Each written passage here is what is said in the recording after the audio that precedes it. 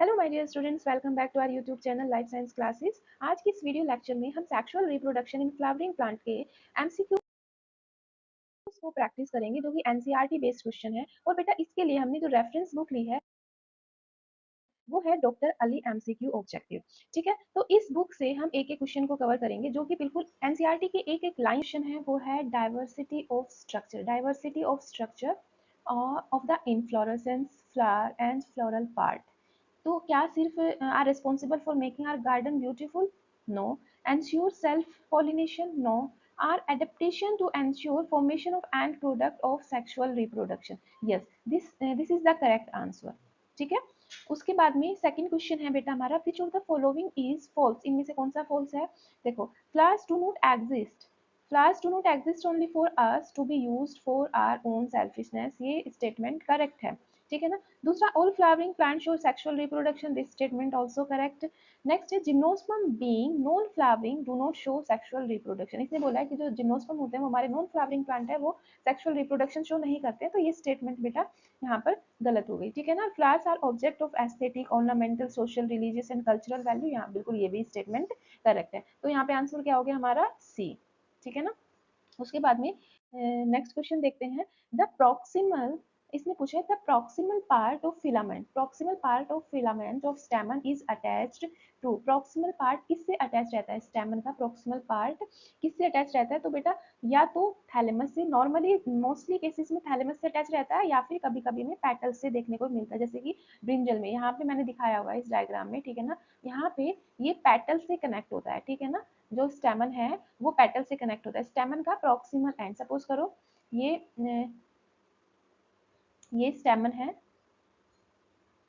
ठीक है ना, तो ये वाला पार्ट, ये वाला पार्ट या तो थैलेमस से अटैच होता है। ठीक है ना, या तो ये थैलेमस से अटैच होता है बेटा, या फिर बहुत रेयर केसेस में हमें किससे देखने को मिलता है? पैटल से अटैच देखने को मिलता है। ब्रिंजल में देखने को मिलता है ऐसा, ये पैटल से, जिसको हम एपीपिटैलस कंडीशन बोलते हैं। ठीक है ना। तो अब हम चलते हैं नेक्स्ट क्वेश्चन पे। ओके, एक बार और, ये वाला proximal and, this is proximal and this is distal end. Filament का इसको हम डिस्टल एंड बोलते हैं और इसको प्रॉक्सिमल एंड बोलते हैं। ठीक है। नंबर 4, क्वेश्चन नंबर 4 में हमें ए क्या है, बी क्या है, सी क्या है और डी क्या है, ये बताना है। ठीक है ना। तो इसमें ए है हमारा एंथर। ठीक है ना, तो यहाँ पे तो ए सभी में एंथर दिया हुआ है। बी हमारा है फिलामेंट। ठीक है ना, बी हमारा क्या है बेटा? फिलामेंट, यानी कि फिलामेंट तो सिर्फ इसी में है, ये यहीं से हमें पता चल गया कि आंसर हमारा डी हो गया। ठीक है ना, एंथर, फिलामेंट। उसके बाद में सी पोलन सैक और डी पोलन ग्रेन, यानी कि आंसर डी। ठीक है, नेक्स्ट क्वेश्चन। उसके बाद में माइक्रोस्पोरेंजियम, नेक्स्ट क्वेश्चन है microsporangium. Microsporangium is generally surrounded by 4 wall layer, which of the following 3 walls perform the function of protection and help in dehiscence of anther to release the pollen? yes, 3 कौन सी layer होती हैं वो जो protection में और dehiscence में help करती हैं? तो बेटा वो लेयर है हमारी epidermis, epidermis, middle layer and endothecium. Epidermis, middle layer and endothecium, ये तीनों प्रोटेक्शन में और डाइसेंस में हेल्प करते हैं। ठीक है ना। क्वेश्चन नंबर 6, क्वेश्चन नंबर 6 में यहाँ पर the above diagram refer transactions of anther. ठीक है, identify two A to E respectively, A is missing here, A to E respectively। ठीक है ना, A to E से सबसे पहले A, यानी कि A क्या है? Sporogenous tissue. A sporogenous tissue है यहाँ पे। ठीक है, स्पोरोजिनस टिश्यू, सभी में स्पोरोजिनस टिश्यू है। उसके बाद में बी टैपिटम, बी टैपिटम, दो में है टैपिटम, ए और डी में टैपिटम है। ठीक है ना, ए बी। उसके बाद में सी एपिडर्मिस, सी एपिडर्मिस है, आउटर लेयर है बेटा, सी एपिडर्मिस। ठीक है ना, बस आंसर अब हो गया हमारा ये फाइनल, यानी कि स्पोरोजिनस आंसर क्या हो गया हमारा? ए हो गया। स्पोरोजिनस टिश्यू, टैपिटम, एपिडर्मिस, फिर सी डी हमारा मिडिल लेयर, और फिर जो ई है वो हमारा एंडोथीशियम, ई एंडोथीशियम। ठीक है ना, क्लियर? ओके, 4 लेयर होती है बेटा। अगर हम बाहर से अंदर की तरफ चलते हैं तो एपिडर्मिस, एपिडर्मिस के बाद में एंडोथीशियम, एंडोथीशियम के बाद में मिडिल लेयर, 2-3 लेयर होती है मिडिल लेयर की, और देन टैपिटम। ठीक है, अब नेक्स्ट क्वेश्चन पे मूव करते हैं। Question number 7. The above diagram refer is an enlarged view of one microsporangium of a mature anther. Mature anther का है बेटा ये। ठीक है, identify A, B, C. A, B और C, बिल्कुल। सबसे A क्या है? A एंडोथीसियम है। क्योंकि इसमें एपिडर्मिस दी हुई है, बाहर वाली लेयर एपिडर्मिस, एपिडर्मिस के जस्ट नीचे वाली लेयर एंडोथीसियम, ठीक है ना, एंडोथीसियम से जस्ट नीचे वाली लेयर टैपिटम, एंडोथीसियम टैपिटम और endothecium middle layer, A endothecium, B middle layer endothecium और मिडिल लेयर और सी, सी टैपिटम, ठीक है ना, सी टैपिटम। बस आंसर हमारा क्या हो गया, answer C, endothecium middle layer and tapetum. उसके बाद में नेक्स्ट क्वेश्चन है, each cell of sporogenous tissue is in anther is, each cell of sporogenous tissue in anther is potential potential pollen और माइक्रोस्पोर मदर सेल, मतलब कि जो sporogenous tissue होता है, स्पोरोजिनस टिश्यू के अंदर एंथर में जो स्पोरोजिनस टिश्यू है उसकी हर एक सेल के अंदर बेटा पोटेंशियल होता है कि वो पोलन ग्रेन बना सकती है, पोलन ग्रेन बना सकती है, मतलब हर एक वहाँ पे हर माइक्रोस्पोर मदर सेल है, माइक्रोस्पोर मदर सेल है या फिर पोलन मदर सेल है, ठीक है ना, स्पोरोजिनस टिश्यू की हर एक सेल के अंदर वो पोटेंशियल है कि वो माइक्रोस्पोर बना सकती है, पोलन ग्रेन बना सकती है, यानी कि हर एक सेल उसकी माइक्रोस्पोर मदर सेल होती है या पोलन मदर सेल होती है। तो आंसर क्या हो गया हमारा, सी, ठीक है। अब नेक्स्ट चलते हैं, नेक्स्ट क्वेश्चन है हमारा, which one of the following sequence is correct for microsporogenesis, microsporogenesis के लिए which of the following sequence is correct for microsporogenesis, microsporogenesis यानी कि माइक्रोस्पोर मदर सेल है, microspore mother cell, microspore mother cell है, इसके अंदर क्या होती है बेटा, इसके अंदर पहले मियोसिस होती है, माइक्रोस्पोर मदर सेल के अंदर मियोसिस होती है, और मियोसिस से यहाँ पे माइक्रोस्पोर टेट्राड बनता है, ठीक है ना, माइक्रोस्पोर टेट्राड बनता है, ठीक है ना। तो यहाँ पे मियोसिस किसमें दिया हुआ है, माइक्रोस्पोर, यहाँ पे माइक्रोस्पोर मदर सेल के अंदर माइटोसिस, माइटोसिस तो नहीं होगी, माइक्रोस्पोर मदर सेल के अंदर मियोसिस होगी, यानी कि इसी में दिया है मियोसिस, इस वाले में मियोसिस होगी, माइक्रोस्पोर टेट्राड बनेगा, ठीक है ना। और माइक्रोस्पोर टेट्राड से फिर माइक्रोस्पोर अलग अलग हो जाते हैं, ठीक है ना, क्योंकि माइक्रोस्पोर टेट्राड के बाहर किसकी लेयर होती है, कैलोस की लेयर होती है, ठीक है ना, वहाँ पे फिर एक कैलेज एंजाइम आता है जो उसका ब्रेक डाउन करता है, और जो हमारे माइक्रोस्पोर होते हैं वो अलग अलग हो जाते हैं, ठीक है ना। तो इसका आंसर बी होगा, ठीक है। उसके बाद number 10, the anther as the anther mature and dehydrate the separate the microspore, the microspore separate and separate dissociate and each other and develop into pollen grain, तो आंसर बी हो जाएगा, ठीक है। Next, pollen grain of different species, pollen grain of different species show characteristics difference in, जो pollen grain है वो उनके अंदर किस किस चीज का डिफरेंस होता है, मतलब देखो बिल्कुल शेप में अलग होते हैं, शेप में अलग होते हैं, साइज में अलग होते हैं, कलर में अलग होते हैं, डिजाइन में अलग होते हैं। अगर हम उनको इलेक्ट्रॉन माइक्रोस्कोप से देखते हैं तो हमें उनकी शेप, साइज, कलर, डिजाइन सब हमें अलग अलग देखने को मिलता है और बड़े एस्थेटिक होते हैं, ठीक है ना।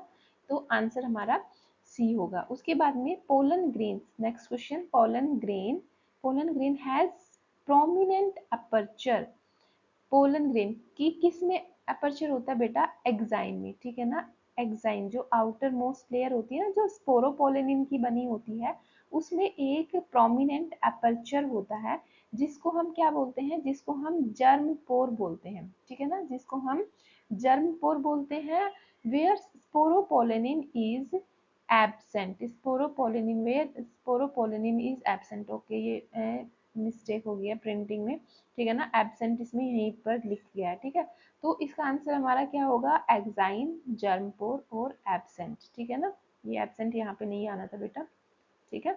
तो यहाँ इसका आंसर हो गया हमारा B, exine, germ pore and absent, ठीक है। अब नेक्स्ट क्वेश्चन है हमारा, which of the following point is incorrect about sporopollenin, sporopollenin के लिए कौन सा यहाँ पे इनकरेक्ट स्टेटमेंट है, it is one of the most resistant organic material known, बिल्कुल ये बिल्कुल सही है।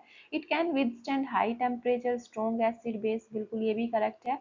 Two enzymes that degrade sporopollenin are known so फार, ये स्टेटमेंट गलत है, कोई एंजाइम इसको डिग्रेड कर ही नहीं सकता। Pollen grains are well preserved as fossil because of presence of sporopollenin. Yes, this one is also correct. तो आंसर हमारा, इसने इनकरेक्ट स्टेटमेंट पूछा था, यहाँ पे इसने इनकरेक्ट स्टेटमेंट पूछा, तो आंसर क्या हो गया हमारा सी, ठीक है। उसके बाद में नेक्स्ट क्वेश्चन है the inner wall of pollen grain. Pollen grain की इनर वॉल किसकी बनी होती है? देखो पोलन ग्रेन की इनर वॉल, सबसे पहले उसको हम क्या बोलते हैं बेटा? Intine. Inner wall of pollen grain क्या होती है? Intine. Is thin continuous and pectocellulose, बिल्कुल पैक्टिन और सेलुलोज की बनी होती है, इसको इंटाइन बोलते हैं। स्टेटमेंट करेक्ट है। Comes out in the form of pollen tube through germ spore, बिल्कुल यहाँ पे जर्म पोर से ये पोलन ट्यूब बनाती है ये वाली वॉल, ठीक है ना, ये स्टेटमेंट भी करेक्ट है। तो इसका ए और बी, इसका आंसर क्या हो जाएगा? D, A and B. अब नेक्स्ट क्वेश्चन पे चलते हैं। Question number 15. The above diagram show some stages in microgametogenesis. Microgametogenesis के stages यहाँ पे दिखाई हुई है। माइक्रोस्पोरोजेनेसिस, जब माइक्रोस्पोर का फॉर्मेशन होता है, और माइक्रोस्पोर से जब वो इमेच्योर माइक्रोस्पोर से जब बेटा मैच्योर पोलन ग्रेन बनता है तो उसको हम माइक्रोगैमेटोजेनेसिस बोलते हैं, ठीक है ना। और माइक्रोगैमेटोजेनेसिस के टाइम पे सिर्फ माइटोसिस होती है, माइक्रोस्पोरोजेनेसिस के टाइम पे मियोसिस होती है, ठीक है। तो यहाँ पे इसने पूछा है, यहाँ पे इसने माइक्रोगैमेटोजेनेसिस के स्टेजेस दी हुई हैं, तो हमें ए बी सी और आइडेंटिफाई करनी है। यहाँ पे ए मतलब कि यहाँ पे जो ए में दिखाया है, यहाँ पे एसिमेट्रिक स्पिंडल अटैच हुए हुए हैं, ठीक है ना। तो एसिमेट्रिक स्पिंडल, इसका क्या होगा? Asymmetric spindle. उसके बाद में बी है वेजिटेटिव सेल और सी है जनरेटिव सेल, यानी कि इसका answer asymmetric spindle, vegetative cell और जनरेटिव सेल, आंसर सी, ठीक है। उसके बाद में क्वेश्चन नंबर 16, माइक्रोस्पोर्स। माइक्रोस्पोर्स है, माइक्रोस्पोर्स से क्या? माइक्रोस्पोर के अंदर माइटोसिस होती है, बिल्कुल ये माइक्रोस्पोर है बेटा, देखो ये माइक्रोस्पोर है, इसके अंदर माइटोसिस हो रही है, लेकिन वो एसिमेट्रिकल स्पिंडल फाइबर की वजह से तो माइटोसिस हो रही है, वो अनइक्वल हो रही है, ठीक है ना। और दो टाइप के सेल बन रहे हैं, वेजिटेटिव सेल और जनरेटिव सेल, ठीक है ना। फिर जनरेटिव सेल्स में फर्दर माइटोसिस होती है और क्या बनता है? टू मेल गैमेट बनते हैं, ठीक है ना। Which of the following sales has more food and large irregular shape, इनमें से किसके पास में ज्यादा फूड होता है और जो उसका न्यूक्लियस होता है उसकी भी शेप कैसी होती है? लार्ज और इरेगुलर शेप होती है, तो मतलब कि वेजिटेटिव सेल, वेजिटेटिव सेल का जो न्यूक्लियस होता है वो काफी इरेगुलर शेप का लार्ज होता है, ठीक है ना। तो आंसर क्या होगा हमारा? Vegetative cell.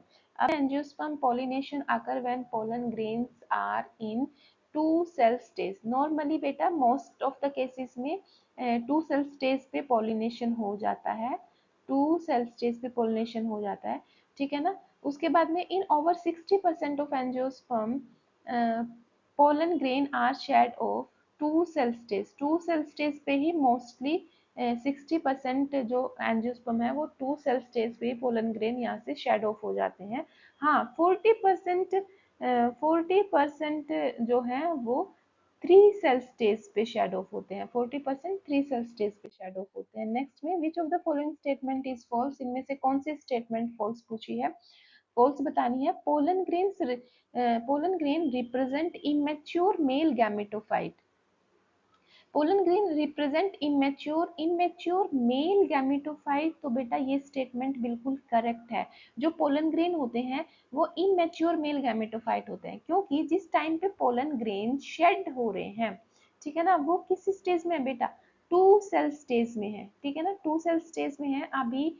उनको जब जो जनरेटिव सेल है, मतलब वेजिटेटिव सेल और जनरेटिव सेल, लेकिन जो जनरेटिव सेल है वो जनरेटिव सेल आगे चल के दो मेल गैमेटोफाइट बनाती है, ठीक है ना, दो मेल गैमेटोफाइट बनाती है, तो तब जाके वो कंप्लीट होते हैं, मैच्योर होते हैं, ठीक है ना। तो यहाँ पर इसलिए हम बोलते हैं कि pollen grain represent immature male gametophyte, ठीक है ना। ये स्टेटमेंट करेक्ट हो गई। उसके बाद में in angiosperm partially develop male gametophyte are pollinated, या बिल्कुल ये भी स्टेटमेंट सही है, क्योंकि टू सेल स्टेज में वो पोलिनेशन हो जाता है, तो बिल्कुल partially develop male gametophyte are pollinated statement ये बिल्कुल करेक्ट है, ठीक है ना। Generative cells is siphonogenous and while vegetative cells is spermatogenous, ठीक है ना। ये स्टेटमेंट बेटा इन्होंने उल्टा कर दिया। सिफोनो सिफोनोजिनस क्या होता है? फॉर्मेशन ऑफ पोलन ट्यूब, ठीक है ना। जब पोलन ट्यूब का फॉर्मेशन होता है, फॉर्मेशन ऑफ पोलन ट्यूब, उसको सिफोनोजेनस बोलते हैं। लेकिन फॉर्मेशन ऑफ पोलन ट्यूब में जनरेटिव सेल हेल्प नहीं करती, वेजिटेटिव सेल हेल्प करती है। यहाँ पे कौन मदद करता है? Vegetative cell. और स्पर्मेटोजेनस के लिए हम यूज कर सकते हैं जनरेटिव सेल को, यानी कि ये इन्होंने उल्टा कर दिया, तो ये स्टेटमेंट हमारी फॉल्स हो गई। Formation and differentiation of pollen grain is called microsporogenesis, ठीक है ना, ये स्टेटमेंट भी करेक्ट है। Hay fever is a pollen hay fever is a pollen allergy. Yes, correct.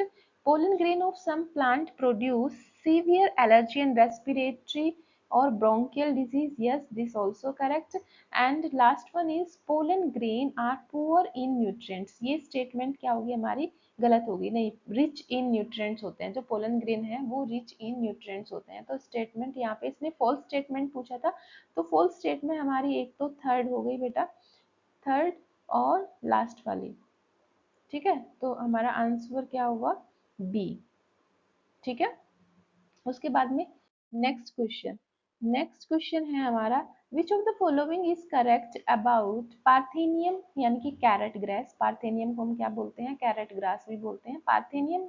अब इसके लिए हमें करेक्ट स्टेटमेंट बतानी है, ठीक है ना, करेक्ट बताना है। यहाँ पे parthenium came into India as a contaminant with imported wheat, yes, बिल्कुल करेक्ट है ये तो स्टेटमेंट।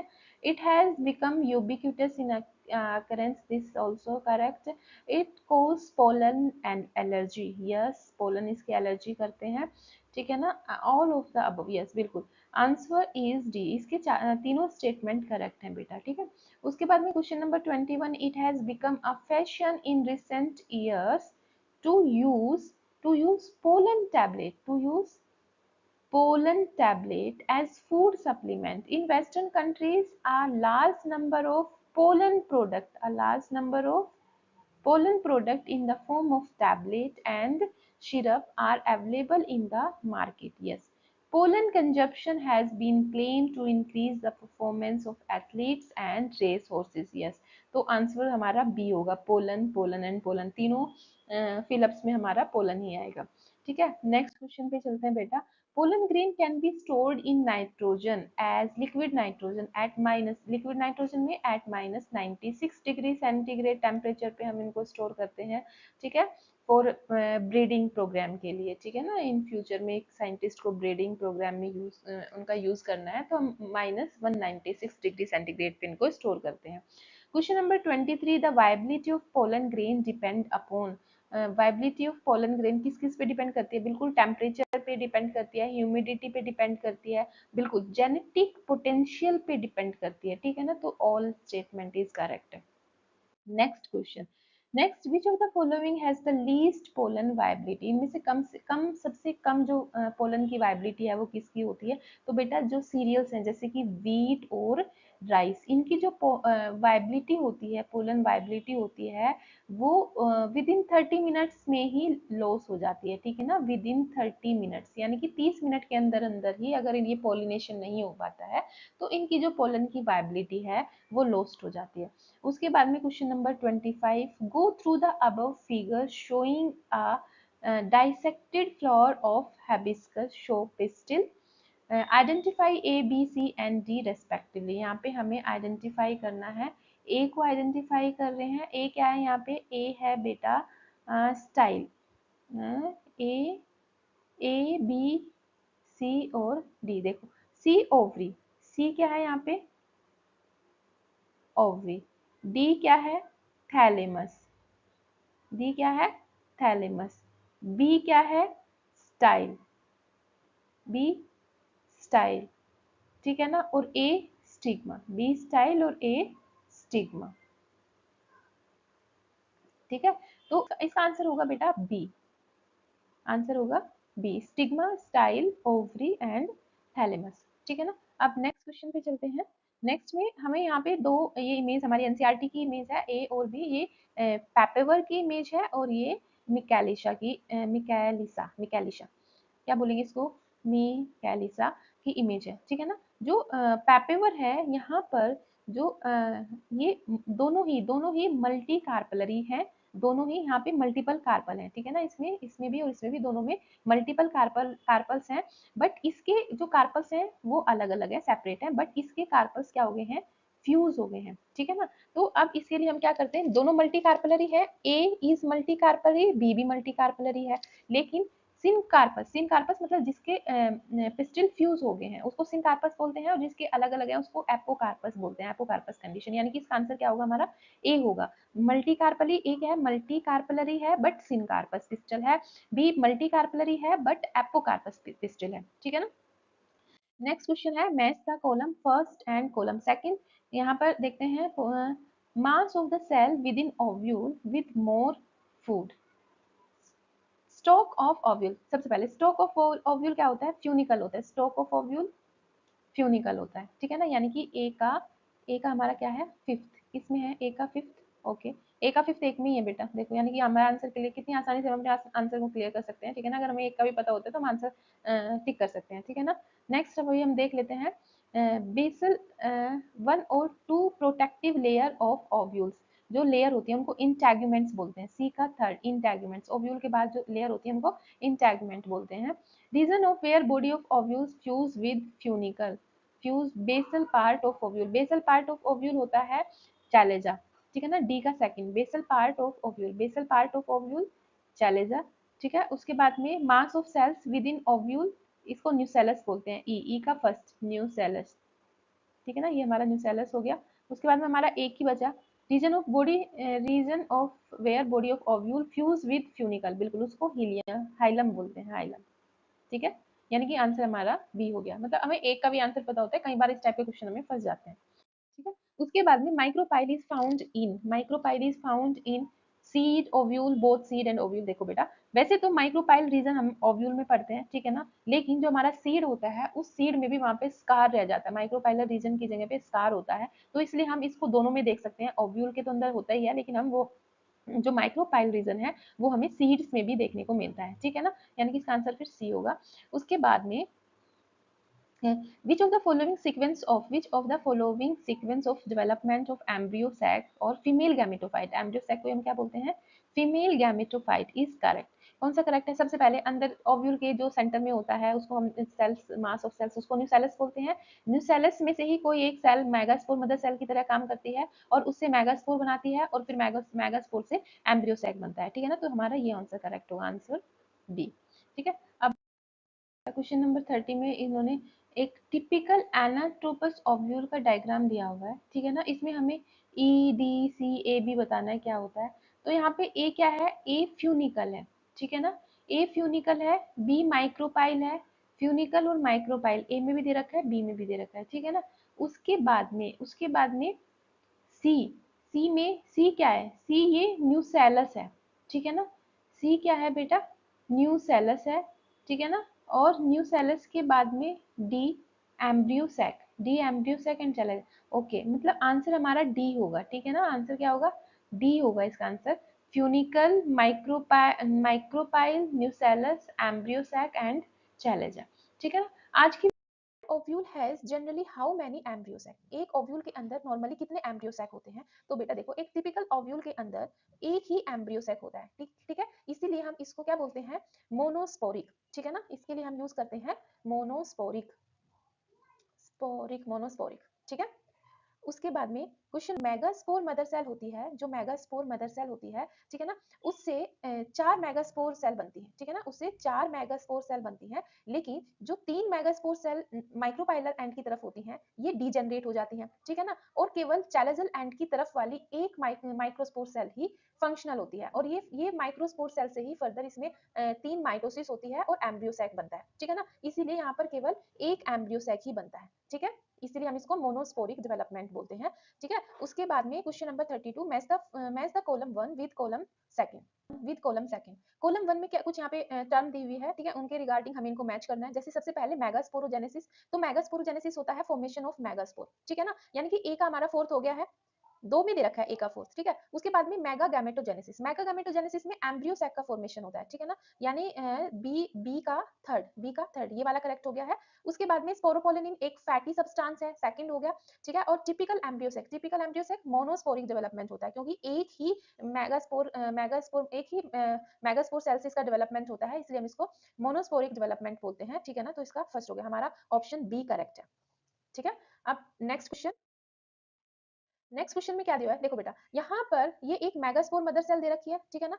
मेगास्पोर मदर सेल में मिस हुई, ठीक है ना, मेगास्पोर मदर सेल में मियोसिस 1 हुई, तो ये इससे डायोड बना, मतलब कि यहाँ से दो सेल मिल गए हैं, ठीक है ना। फिर मियोसिस सेकंड हुआ, मियोसिस सेकंड के बाद में यहाँ पे मेगास्पोर टेट्राड मिल गया है, ठीक है ना। अब जो मेगास्पोर टेट्राड, इधर बेटा माइक्रोपाइलर एंड है और इस साइड में चैलेजल एंड है, ठीक है ना। ऊपर की तरफ माइक्रोपाइलर एंड है, नीचे की तरफ चैलेजल एंड है, ठीक है ना। माइक्रोपाइलर एंड की तरफ की 3 मेगास्पोर सेल हमारी डीजेनरेट हो जाती है और एक ही फंक्शनल बचती है, ठीक है ना। फिर इसमें क्या होती है, माइटोसिस, दूसरी माइटोसिस, फिर तीसरी बार माइटोसिस, और इस तरीके से एम्ब्रियो सैक बनता है, फाइनल में एम्ब्रियो सैक बनता है। तो अब इसने पूछा हुआ है the diagram our show megasporogenesis and development of typical female gametophyte in angiosperm, in which of the following option all divisions D1 to D5 and structures S are correctly identified। तो meiosis 1, meiosis 2, फिर mitosis और embryo sac, ठीक है ना।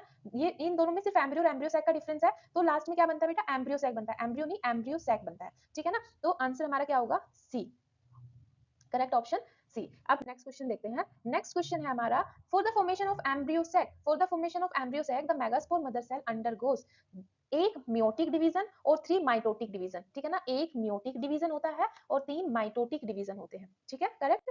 Next question 35, इसमें ये एक embryo sac की इमेज दी हुई है यहाँ पे, ठीक है ना। एम्ब्रियो सैक और एम्ब्रियो सैक को ही बेटा फीमेल गैमेटोफाइट भी बोलते हैं, एम्ब्रियो सैक को और क्या बोलते हैं, फीमेल गैमेटोफाइट। अब इसमें हमें ए बी सी इनको आइडेंटिफाई करना है। सबसे पहले इधर माइक्रोपाइलर एंड है और इधर चैलेजल एंड है, ठीक है ना, याद रखना, इधर माइक्रोपाइलर एंड है और इधर चैलेजल एंड है। चैलेजल एंड की तरफ जो 3 सेल होती हैं डी, इनको हम एंटीपोडल सेल बोलते हैं, इनको बेटा एंटीपोडल सेल बोलते हैं, ठीक है। एंटीपोडल दो में दे रखा है, डी वाला ऑप्शन दो में दे रखा है एंटीपोडल सेल, ठीक है। उसके बाद देख लेते हैं बीच में बी, उसके बाद में सी देख लेते हैं, सी है हमारी सेंट्रल सेल, ठीक है ना, सी है बेटा हमारी सेंट्रल सेल, ठीक है ना। सेंट्रल सेल तो 3 में दे रखा है, ठीक है, यहाँ पे भी हम करेक्ट नहीं कर पा रहे हैं। उसके बाद में बी हमारे क्या है, पोलर न्यूक्लियाई, बी क्या है बेटा, पोलर न्यूक्लियाई, और ये तो सब में दे रखा है पोलर न्यूक्लियाई, ठीक है ना। उसके बाद में ए को देखते हैं, ए में हमारा ए है, ये हमारी सिनर्जिड सेल, ठीक है ना, ए है सिनर्जिड सेल, ठीक है ना। हमारा क्वेश्चन आंसर करने का तरीका गलत था, अगर हम ए की तरफ से चलते तो सिनर्जिड सेल सिर्फ एक में ही दे रखा है, बाकी और सारे अलग मल्टीपल ऑप्शंस में दे रखे हैं, ठीक है। तो ए सिनर्जिड सेल, यानी कि आंसर अब हमारा क्या हो गया बेटा, A option is correct. A synergid cell, B polar nuclei, C central cell है और डी एंटीपोडल सेल है, ठीक है ना। और दोनों सिनर्जिड सेल के बीच में ये पीछे की तरफ जो हमें सेल दिख रही है, ये एग है, ठीक है ना, ये एग सेल है, फीमेल एग सेल है, ठीक है। उसके बाद में नेक्स्ट क्वेश्चन की तरफ चलते हैं। नेक्स्ट क्वेश्चन है हमारा question number 37, in typical embryo sac the nuclei are arranged as, किस तरीके से न्यूक्लियाई अरेंज्ड रहते हैं टिपिकल एम्ब्रियो सैक में, तो बेटा ऊपर की तरफ चैलेजल एंड की तरफ तीन एंटीपोडल सेल होती हैं, फिर 2 पोलर न्यूक्लियाई होते हैं, और उसके बाद में नीचे की तरफ 2 सिनर्जिड सेल और एक एग सेल, ठीक है। तो 3 2 और 3 इस तरह का अरेंजमेंट होता है, 3 + 2 + 3, यानी कि क्या होगा 3 + 2 + 3, आंसर क्या हो जाएगा हमारा ए हो जाएगा, ठीक है। नेक्स्ट क्वेश्चन है the female gametophyte embryo sac, female gametophyte का दूसरा नाम क्या होता है, embryo sac of typical dicot polygonum या मोनोस्पोरिक, एक ही बात है बेटा, मोनोस्पोरिक भी बोलते हैं जो फीमेल गैमेटोफाइट होता है या एम्ब्रियो सैक होता है। टिपिकल डाइकोट्स में हमें क्या देखने को मिलता है, ये मोनोस्पोरिक देखने को मिलता है, मोनोस्पोरिक या फिर पोलीगोनम को भी हमें याद रखना है, ठीक है। और इसके मोनोस्पोरिक डेवलपमेंट इसमें क्या है, ये इसके अंदर हमने भी देखा, ये एम्ब्रियो सैक है, ठीक है ना, फीमेल गैमेटोफाइट है। ऊपर की तरफ 3 सेल है जो कि एंटीपोडल सेल है, नीचे की तरफ 3 सेल है, 2 सिनर्जिड सेल है और एक एग सेल है, लेकिन सेंटर में 2 पोलर न्यूक्लियाई है, ठीक है ना। यानी कि ये जो ऊपर वाली सेल है बेटा, ये भी साइटोप्लाज्म, ये भी इनके भी साइटोप्लाज्म को एक मेम्ब्रेन कवर कर रही है, ठीक है ना, ये प्रॉपर सेल है इसके अंदर, ठीक है। और नीचे की तरफ भी हमारी ये तीनों सेल हैं और एक ये लार्ज सेल है, ठीक है ना। तो 3 सेल ये हो गई, ऊपर की 3 सेल ये हो गई, ठीक है, और एक ये, यानी कि 7 सेल है। यहाँ पर कितनी सेल्स हैं, 7 सेल है, लेकिन न्यूक्लियस कितने हैं, न्यूक्लियस कितने हैं बेटा, 8 न्यूक्लियस है, ठीक है ना। यानी कि 7 सेल्ड एंड 8 न्यूक्लिएट स्ट्रक्चर होती है ये, ठीक है ना, 8 न्यूक्लियस होती है इसमें और 7 सेल होती है, ठीक है ना, यानी कि ऑप्शन सी इज करेक्ट। उसके बाद में नेक्स्ट क्वेश्चन है embryo sac is monosporic when it is developed from, embryo sac monosporic है when it is developed from one of the 4 megaspore of a megaspore mother cell, मतलब क्यों हम जो हमारा एम्ब्रियो सैक होता है उसको मोनोस्पोरिक क्यों बोल रहे हैं, ठीक है ना, क्योंकि जो मेगास्पोर मदर सेल होती है, मेगास्पोर मदर सेल की सारी चारों के चारों सेल से बेटा एम्ब्रियो सैक नहीं बन रहे हैं अलग अलग, केवल उनमें से एक ही सेल से एम्ब्रियो सैक बन रहा है, वन ऑफ द 4 मेगास्पोर, यानी कि चारों में से किसी एक मेगास्पोर से ही एम्ब्रियो सैक बन रहा है, इसीलिए हम इसको मोनोस्पोरिक बोलते हैं, ठीक है। उसके बाद में the largest cell in the embryo sac is central cell, central cell ये वाली सेंट्रल सेल है, ठीक है ना, ये लार्जेस्ट है, सेंट्रल सेल इसका आंसर हो जाएगा। उसके बाद में during the formation of embryo sac from mega, next है during the formation of embryo sac from megaspore mitotic division occurs, these mitotic divisions are strictly free nuclear। देखो क्या होता है नॉर्मली, एक सेकंड बेटा, देखो थोड़ा सा इसको एक्सप्लेन कर देती हूँ। ये एक मेगास्पोर मदर सेल है जिस जो फंक्शनल है, ठीक है ना, ये एक मेगास्पोर मदर सेल, सॉरी ये एक मेगास्पोर सेल है, 4 मेगास्पोर सेल बनी थी, लेकिन ये जो चैलेजल एंड की तरफ एक फंक्शनल मेगास्पोर सेल थी वो है, ठीक है। इसमें फिर मियोसिस होती है, और मियोसिस इसमें फिर माइटोसिस होती है, माइटोसिस होने के बाद में इसमें दो न्यूक्लियस बन गए, फिर एक और माइटोसिस हुई तो इसमें कितने न्यूक्लियस आ गए, इसमें 4 न्यूक्लियस आ गए, फिर एक और माइटोसिस हुई, ठीक है ना, फिर इसमें कितने न्यूक्लियस आ गए बेटा, 8 न्यूक्लियस आ गए, ठीक है। इस तरीके से इसमें क्या हो रहा है, इसमें स्ट्रिक्टली फ्री न्यूक्लियर डिवीजन हो रहा है, ठीक है ना, यहाँ पर साइटोप्लाज्म में डिवीजन नहीं हो रहा, ठीक है ना, सिर्फ न्यूक्लियस डिवाइड कर रहे हैं, ठीक है ना, इसलिए इसका आंसर क्या होगा, during the formation of embryo sac from megaspore mitotic division occur, these mitotic divisions are strictly free nuclear, ठीक है ना, तो इसका आंसर क्या होगा हमारा, ए स्ट्रिक्टली सेलुलर नहीं, स्ट्रिक्टली रिडक्शन नहीं, स्ट्रिक्टली साइटोप्लाज्मिक नहीं, तो स्ट्रिक्टली फ्री न्यूक्लियर, ठीक है। उसके बाद में नेक्स्ट क्वेश्चन है हमारा, which of the following statement is false about filiform apparatus, filiform apparatus, जब एम्ब्रियो सैक के अंदर एम्ब्रियो सैक के अंदर माइक्रोपाइलर एंड की तरफ हमें पता है कि सिनर्जिड सेल्स होती हैं दो और एक एग सेल होती है, ठीक है ना, जो सिनर्जिड सेल्स है वो नीचे की तरफ इसमें थिकनिंग हो जाती है, ठीक है ना, नीचे की तरफ सिनर्जिड सेल्स में बेटा थिकनिंग हो जाती है और ये कुछ फिलीफॉर्म एपरेटस बनाती है, ठीक है ना। अब इस फिलीफॉर्म एपरेटस के लिए इन्होंने क्या पूछा है, फॉल्स स्टेटमेंट पूछी है, ठीक है, which of the following statement is false, which of the following statement is false about filiform apparatus, ठीक है, the synergid have special cellular thickening at the micropylar tip called filiform apparatus, बिल्कुल, it play an important role in guiding the pollen tube into the synergid, pollen tube stimulate the formation of filiform apparatus, ठीक है ना, तो इसकी जो false statement हो गई वो डी हो गई बेटा, pollen tube stimulates the formation of filiform apparatus, ये स्टेटमेंट गलत है और ये दोनों स्टेटमेंट करेक्ट है, ठीक है ना, क्योंकि जो सिनर्जिड सेल होती हैं वो गाइडिंग करती है पोलन ट्यूब को, ठीक है ना, और जो फ्लीफॉर्म एपरेटस होता है वो उसमें स्पेशल सेलुलर थिकनिंग हो जाती है माइक्रोपाइलर एंड की तरफ, ठीक है। उसके बाद में क्वेश्चन नंबर 43 में पूछा था ploidy level of the cell of the nucellus megaspore mother cell functional megaspore and female gametophyte, इनका प्लॉइडी लेवल क्या होता है, न्यूसेलस बेटा 2n होता है, न्यूसेलस 2n होता है, मेगास्पोर मदर सेल भी 2n होती है, ठीक है ना, फंक्शनल मेगास्पोर n होता है, फंक्शनल मेगास्पोर n होता है, फीमेल गैमेटोफाइट भी n होता है, ठीक है ना, तो इसका आंसर क्या होगा 2n n, सी आंसर। उसके बाद में नेक्स्ट क्वेश्चन है, the term pollination signifies, pollination, the term pollination signifies dehiscence of anther, नहीं, transfer of pollen grain from anther to stigma, yes ये स्टेटमेंट करेक्ट है, the transfer of pollen grain from anther to the stigma of the same flower, ये तो pollination का type हो गया, एक pollination का ये टाइप हो गया, फॉर्मेशन ऑफ पोलिनिया नहीं, तो आंसर क्या है, इसने सिर्फ पॉलिनेशन के लिए पूछा है, सिर्फ पॉलिनेशन क्या होता है, नॉर्मल पॉलिनेशन के टाइप नहीं, पॉलिनेशन, तो transfer of pollen grain from anther to stigma. Next autogamy, autogamy क्या होती है बेटा, ओटोगैमी मतलब कि सेल्फ पॉलिनेशन की यहाँ पे बात हो रही है, ओटोगैमी मतलब कि सेल्फ पॉलिनेशन की यहाँ पर बात हो रही है, transfer of pollen grain from anther to stigma of same flower, yes this is बिल्कुल करेक्ट है, ये इसको हम ऑटोगैमी बोलेंगे, transfer of pollen grain from anther to stigma of another flower नहीं, पॉलिनेशन बिटवीन टू फ्लावर्स नहीं, maturation of anther नहीं, ठीक है ना, तो हमारा आंसर क्या हो जाएगा, transfer of pollen grain from anther to stigma of the same flower, this is called autogamy, ठीक है। नेक्स्ट है क्लिस्टोगैमस फ्लावर, क्लिस्टोगैमस फ्लावर बेटा जो फ्लावर्स क्लोज होते हैं, ठीक है ना, क्लिस्टो बर्ड की तरह होते हैं, ठीक है, cleistogamous flowers produce assured seed set even in the absence of pollinator, why, pollinator भी नहीं है, इनको पॉलिनेटर की भी जरूरत नहीं पड़ती, ठीक है ना, क्लिस्टोगैमस फ्लावर्स में फिर भी सीड का फॉर्मेशन हो जाता है, इनमें फर्टिलाइजेशन हो जाता है, तो क्यों, क्योंकि बिकॉज दे आर ऑटोगैमस, ठीक है ना, ये ऑटोगैमस होते हैं, इनमें सेल्फ पॉलिनेशन ही होता है बेटा, ठीक है, इसीलिए because they remain close, yes ये क्लोज रहते हैं, बट इसमें मोस्ट एप्रोप्रिएट आंसर हमारा होगा बिकॉज दे आर ऑटोगैमस, ठीक है। उसके बाद में next question, which of the following plant produce chasmogamous, chasmogamous and cleistogamous flower, मतलब कि वो कौन कौन से प्लांट है जो कौन कौन से प्लांट्स प्रोड्यूस हैं, जो कौन कौन से वो प्लांट्स हैं जो चेस्मोगैमस एंड क्लिस्टोगैमस दोनों टाइप के फ्लावर्स प्रोड्यूस करते हैं, तो बेटा कॉमन पैंसी वायोला, ठीक है, ऑक्सैलिस एंड कोमेलिना, तीनों ही हमारे क्या है, तीनों ही हमारे बेटा ये क्लिस्टोगैमस और चेस्मोगैमस दोनों टाइप के फ्लावर्स प्रोड्यूस करते हैं, ठीक है ना, तीनों एग्जांपल्स बहुत इंपॉर्टेंट है, याद रखने हैं हमें। उसके बाद में नेक्स्ट क्वेश्चन है हमारा 48, which of the following device is not used to by plant to prevent autogamy, इनमें से कौन कौन सी कोई ऐसी डिवाइस नहीं, इनमें से कौन सी ऐसी डिवाइस नहीं है जो हम ऑटोगैमी को प्रिवेंट करने के लिए करते हैं। मतलब कि हमें क्या करनी है, ऑटोगैमी को प्रिवेंट करना है, लेकिन इनमें से कौन सी ऐसी स्टेटमेंट, कौन सा ऐसा पॉइंट है जिनसे हम ऑटोगैमी को प्रिवेंट नहीं कर सकते, ठीक है ना। सेल्फ इनकम्पैटिबिलिटी से ऑटोगैमी को प्रिवेंट किया जाता है, हेटेरोस्टाइली, ठीक है ना, हेटेरोस्टाइली से ऑटोगैमी को प्रिवेंट करते हैं, प्रोडक्शन ऑफ यूनिसेक्सुअल फ्लावर से भी, प्रोडक्शन ऑफ क्लिस्टोगैमस फ्लावर, अगर हम क्लिस्टोगैमस का फ्लावर का प्रोडक्शन करें तो मतलब वो फ्लावर तो बड स्टेज में ही होते हैं, ठीक है ना, वैसे फ्लावर में तो हम ऑटोगैमी को प्रिवेंट कर ही नहीं सकते, ठीक है ना। तो आंसर डी हमारे यहाँ पे डी करेक्ट होगा। उसके बाद में chasmogamy is pollination, chasmogamy is pollination in bud condition नहीं, क्लोज्ड फ्लावर नहीं, अनरिलेटेड फ्लावर्स, ओपन फ्लावर, बेटा open flower, chasmogamy open flower, ठीक है ना। नेक्स्ट है pollination occurring without pollinating agent is closed flowers is, pollination occurring without pollinating agents in closed flower is cleistogamy, cleistogamy समझ में आ रहा है ना बेटा। नेक्स्ट क्वेश्चन है हमारा 51, cleistogamous flowers are self pollinated होते हैं cleistogamous flower. Transfer of pollen grain from anther to stigma of another flower of same plant, transfer of pollen grain from anther to stigma of another flower of same plant, मतलब flower दूसरा है but plant same है, ठीक है ना। जब एक ही plant के, सपोज करो इसी प्लांट पे एक फूल ये लगा हुआ है और इसी प्लांट पे एक फूल ये लगा हुआ है, ठीक है ना, जब इसके पोलन ग्रेन उड़ के इस फूल पे चले जाएं, ठीक है ना, तो इस टाइप के पोलिनेशन को हम क्या बोलते हैं बेटा, गिटोनोगैमी, गिटोनोगैमी, ठीक है। उसके बाद में गिटोनोगैमी is functionally cross pollination involving a pollinating agent, genetically it is similar to autogamy since the pollen grain come from same plant, ठीक है ना। Answer B, genetically it is similar to autogamy since the pollen grain come from same plant, functionally and genetically autogamy नहीं, functionally both A and B are correct, okay, A भी correct है, functionally cross pollination involving a pollinating agent, ठीक है ना, तो both A and B is correct, both A and B is correct, ठीक है। Next with in surely, allogamy मतलब कि क्रॉस पॉलिनेशन, ठीक है ना, एलोगैमी बेटा क्रॉस पॉलिनेशन, ठीक है।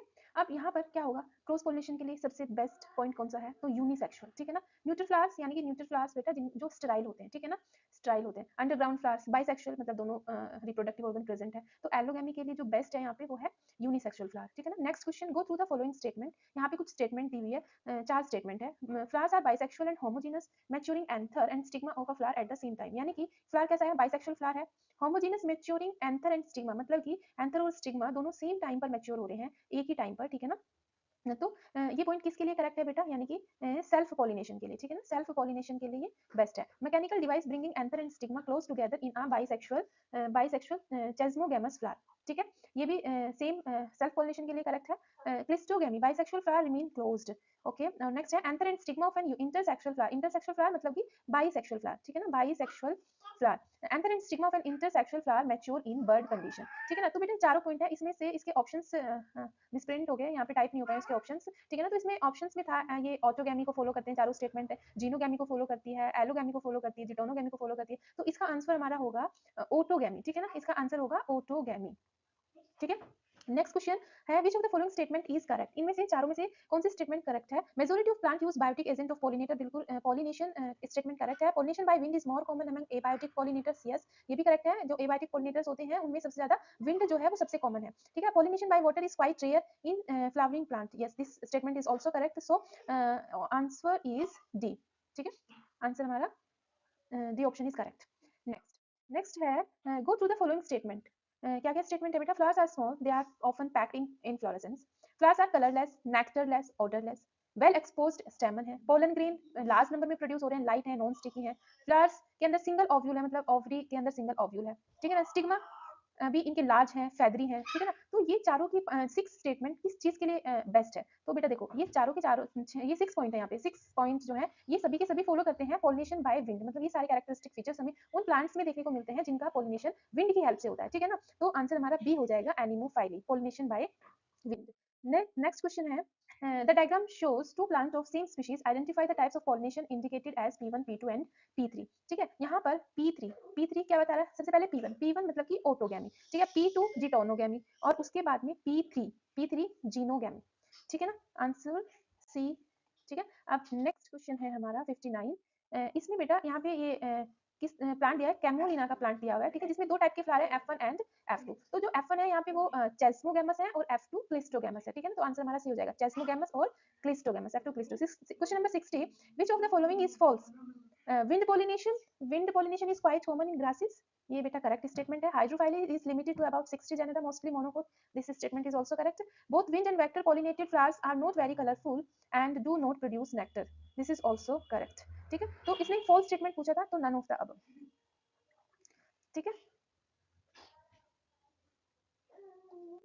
क्वेश्चन नंबर 61 में क्या पूछा है, जो long silky hair coming out of the cob of maize are. Maize का जो कोब होता है उससे लॉन्ग हेयर लाइक स्ट्रक्चर काफी सारी निकली होती हैं. ठीक है ना, बेसिकली वो है क्या, तो बेटा वो लॉन्ग स्टाइल और स्टिग्मा होते हैं. ठीक है ना, देखते हैं which of the following statement is false. इसमें से फॉल्स स्टेटमेंट पूछिए. ठीक है ना, क्वेश्चन को ध्यान से पढ़ना बेटा, कई बार हम मिस्टेक कर देते हैं. ठीक है ना, यहाँ पे पूछा हुआ है फॉल्स स्टेटमेंट. जब भी तुम पेपर में इस तरीके से क्वेश्चन को अटेम्प्ट करो तो फॉल्स स्टेटमेंट, जो इनकरेक्ट स्टेटमेंट, फॉल्स स्टेटमेंट, सबसे पहले उसी को टिक कर लिया करो. ठीक है ना, तो यहाँ पे फॉल्स स्टेटमेंट पूछा है. अब इस क्वेश्चन में स्टेटमेंट पढ़ते हैं. यहाँ पे पहली स्टेटमेंट है vallisneria and hydrilla are fresh water plant. बिल्कुल सही है बेटा, ये दोनों प्लांट हमारे कैसे हैं, फ्रेश वाटर प्लांट है. वाइल सी ग्रासेस, जिसको हम जोस्टेरा भी बोलते हैं, ये एक मैरीन वाटर प्लांट है. ठीक है ना, यानी कि हमारी जो स्टेटमेंट 1 है वो करेक्ट है. उसके बाद में वेलिसनेरिया इज एपीहाइड्रोफिलस. एपीहाइड्रोफिलस मतलब कि ऐसा प्लांट जिसमें पॉलिनेशन वाटर की सरफेस पे होता हो. ठीक है ना, एपीहाइड्रोफिलस का मतलब है जो पॉलिनेशन होगा बेटा, पॉलिनेशन कहाँ होगा, सरफेस पर. ठीक है ना, वाटर की सरफेस पर पॉलिनेशन होगा. और ये बिल्कुल करेक्ट है. वेलिसनेरिया एक एपीहाइड्रोफिलस है.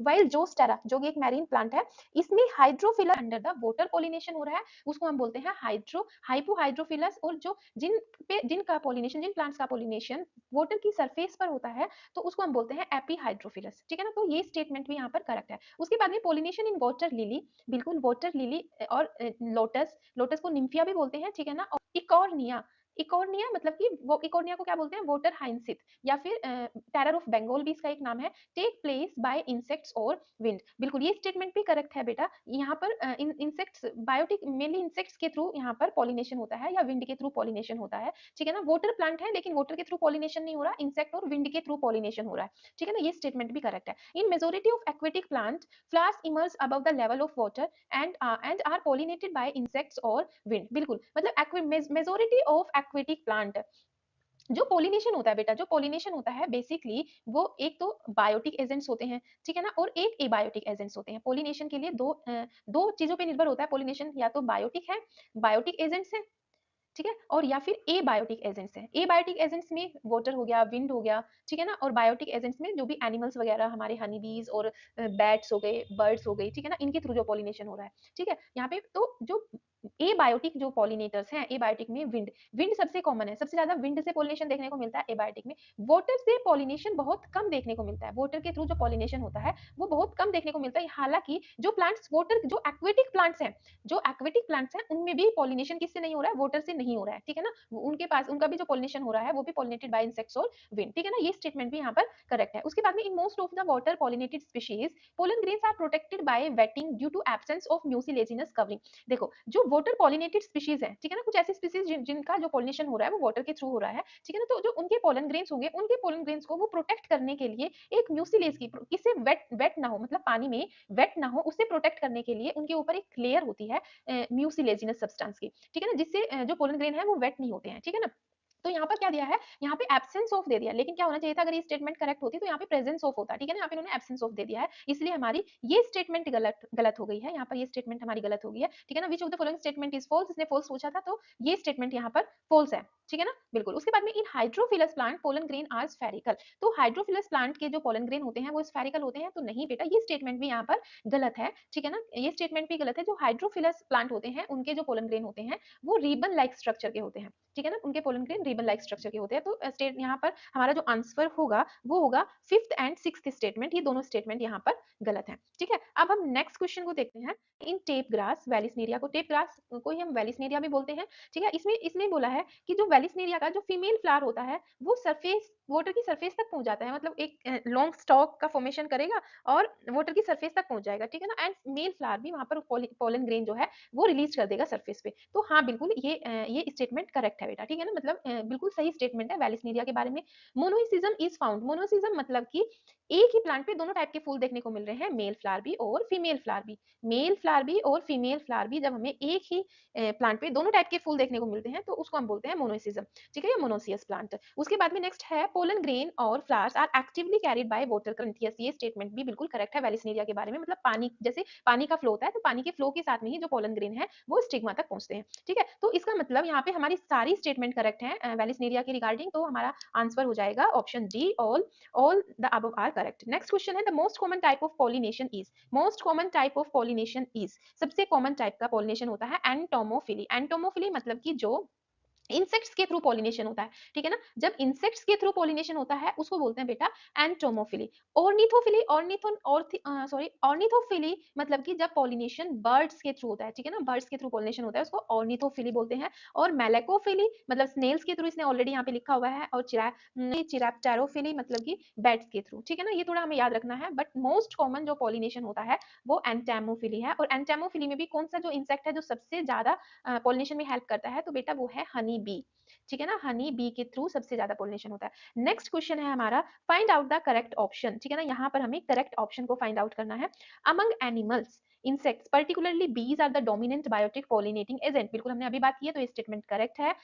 ऑफन करेक्ट ऑप्शन ही पूछा था इसने, ठीक है ना, बाकी और स्टेटमेंट देखते हैं। Often flowers of animals often flowers of animal pollinated plants are specially adapted for particular species of animals, तो बिल्कुल बिल्कुल ये स्टेटमेंट भी करेक्ट है। मतलब बहुत सारे जो एनिमल्स से कुछ फ्लावर्स ऐसे हैं जो एनिमल्स के थ्रू पॉलिनेटेड होते हैं, तो उनके अंदर कुछ स्पेशल एडेप्टेशन आ जाती है उन्हीं से रिलेटेड, ठीक है ना। In some species floral rewards like edible vector pollen grain shelter of for egg laying are given to pollinating animals, ये स्टेटमेंट भी बिल्कुल करेक्ट है, ठीक है ना। जो पॉलिनेटर्स हैं जो पॉलिनेशन के लिए फ्लावर्स के ऊपर आते हैं, तो बेटा उन्हें रिवार्ड्स में क्या क्या मिलता है, एडिबल, उनको नेक्टर मिलता है, पोलन ग्रेन मिलते हैं, ठीक है ना, शेल्टर मिलता है एग ले करने के लिए कई सारे एनिमल्स को, ठीक है ना, इंसेक्ट्स को। अभी हम आगे वो क्वेश्चंस भी डिस्कस करेंगे, तीनों है। तो यहाँ पर हमारी तीनों स्टेटमेंट करेक्ट है, तो आंसर हमारा डी हो जाएगा, ऑल स्टेटमेंट इज करेक्ट। अब नेक्स्ट क्वेश्चन देखते हैं। Moth Pronuba or Chigatricula passes its larval stage in plant pollinated by it. The plant is, देखो मोथ होता है, मोथ के साथ में हमेशा इस प्लांट को याद रखना है बेटा यक्का,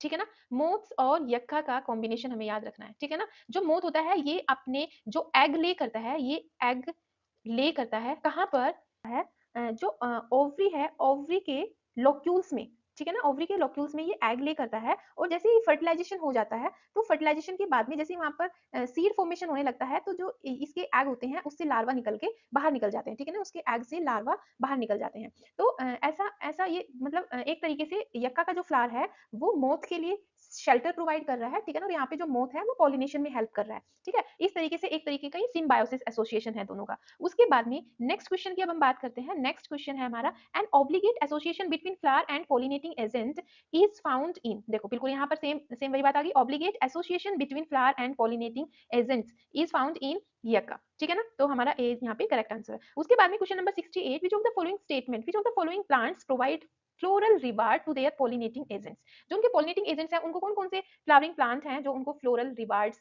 देते हैं।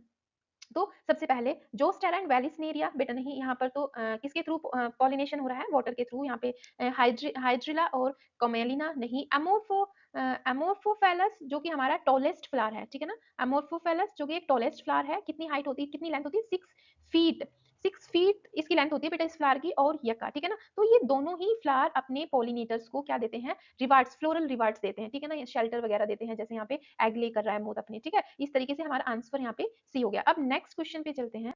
Flowers are usually large, colourful, fragrant.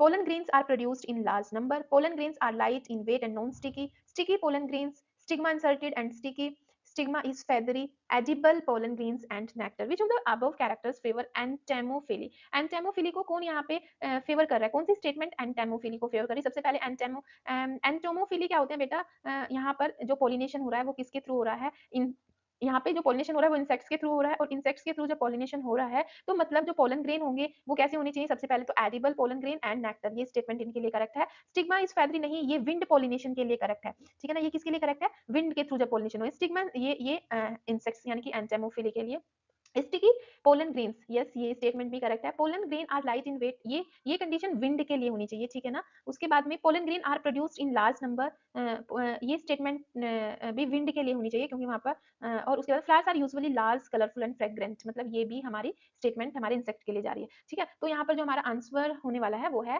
First option, fourth, fifth and seventh, ठीक है। तो मतलब डी ऑप्शन यहाँ पे करेक्ट हो गया। उसके बाद में नेक्स्ट क्वेश्चन है बेटा हमारा, all the following includes outbreeding devices. ये यहाँ पर सभी आउटब्रीडिंग डिवाइसेस दी हुई है इस ऑप्शन में, लेकिन इसी एक को छोड़कर, ठीक है ना, except unisexuality of flower, self incompatibility, बिल्कुल ये तो फॉलो कर रहा है आउटब्रीडिंग डिवाइस। आउटब्रीडिंग डिवाइसेस मतलब कि हमें बेटा यहाँ पर प्रमोट करना है क्रॉस पॉलिनेशन, ठीक है ना। यहाँ पर क्रॉस पॉलिनेशन को प्रमोट करना है और सेल्फ पॉलिनेशन को इनहिबिट करना है, ठीक है ना, प्रिवेंट करना है। तो अगर यूनिसेक्सुअल फ्लावर होगा तो मतलब उसमें क्या चांस है, उसमें क्रॉस पोलिनेशन ही हो पाएगा। सेल्फ इनकम्पैटिबिलिटी है उसमें तो भी उसमें क्रॉस पोलिनेशन नहीं हो पाएगा। Pollen release and stigma receptivity are not synchronized, मतलब कि जब अगर कोई बाइसेक्सुअल फ्लावर है तो अगर उनके अंदर जो पोलन रिलीज का टाइम है और स्टिग्मा की रिसेप्टिविटी है अगर वो सिंक्रोनाइज नहीं है, मतलब कि सेम टाइम पर दोनों मैच्योर नहीं हो रहे हैं, तो मतलब वो भी हमारा आउटब्रीडिंग डिवाइस के लिए परफेक्ट है, ठीक है। उसके बाद में anther and stigma are placed at different position, या तो मतलब एंथर और स्टिग्मा भी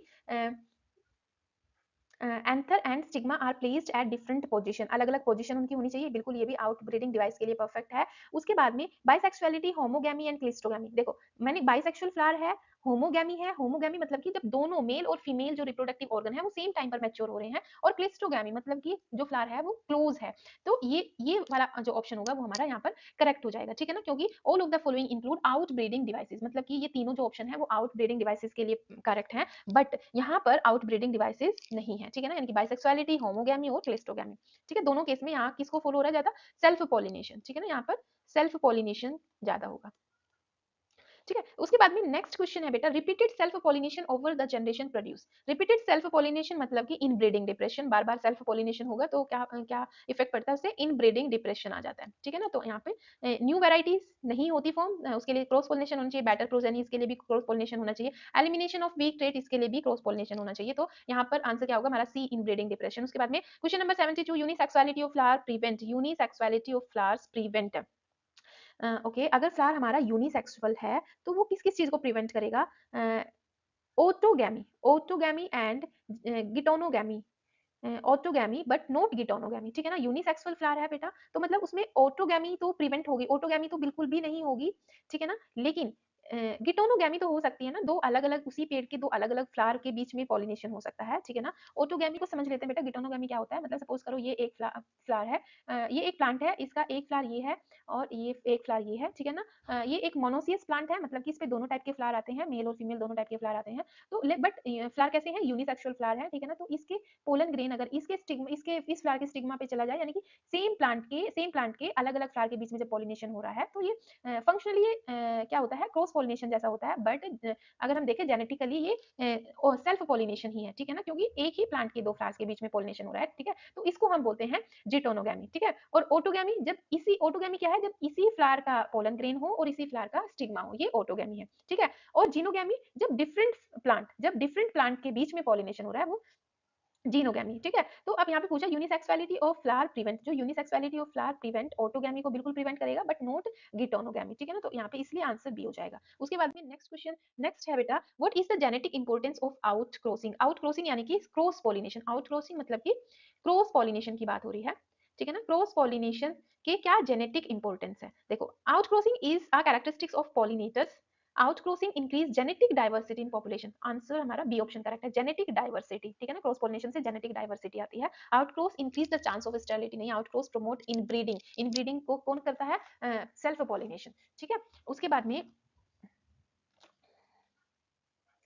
नेक्स्ट क्वेश्चन है हमारा सेल्फ इनकम्पैटिबिलिटी। सेल्फ इनकम्पैटिबिलिटी क्या होती है, देखो बेटा क्या होता है, सपोज करो यहाँ पर भी हमने एक प्लांट लिया जिसके यहाँ पर इस प्लांट पे भी, मतलब सेल्फ इनकम्पैटिबिलिटी बेसिकली क्या करता है, सेल्फ पॉलिनेशन, जो सेल्फ पॉलिनेशन होता है उसको ब्लॉक करता है, ठीक है ना, सेल्फ पॉलिनेशन को प्रमोट नहीं करता, ये क्रॉस पॉलिनेशन को प्रमोट करता है। तो इसी फ्लावर का जो पिस्टिल है, ठीक है ना, इसी फ्लावर का जो पिस्टिल होगा वो इस फ्लावर के एंथर से जो पोलन ग्रेन आएंगे या फिर इस फ्लावर के एंथर से जो पोलन ग्रेन आएंगे उन पोलन ग्रेन को उन पोलन ग्रेन के लिए ये पिस्टिल कंपैटिबल नहीं है, ठीक है ना, इनकम्पैटिबल है, इसी को हम सेल्फ इनकम्पैटिबिलिटी बोलते हैं और ये जेनेटिकली होता है बेटा, ठीक है ना, यहाँ इसमें काफी सारे अलील्स इन्वॉल्व होते हैं, ठीक है। तो देखो self incompatibility is a device to prevent inbreeding, तो इन ब्रीडिंग को प्रिवेंट करने के लिए होता है, बिल्कुल। Provide a biochemical block to self fertilization, मतलब सेल्फ फर्टिलाइजेशन को ब्लॉक करने का काम कर रहा है, और यहाँ पे बायोकेमिकल मतलब कि इसमें जीन्स अलील्स रिस्पॉन्सिबल होते हैं इसको सेल्फ फर्टिलाइजेशन को ब्लॉक करने के लिए, इसलिए यहाँ पे टर्म यूज हुई है biochemical block,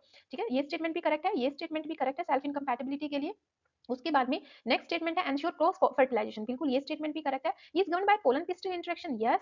is govern by series of multiple alleles, yes.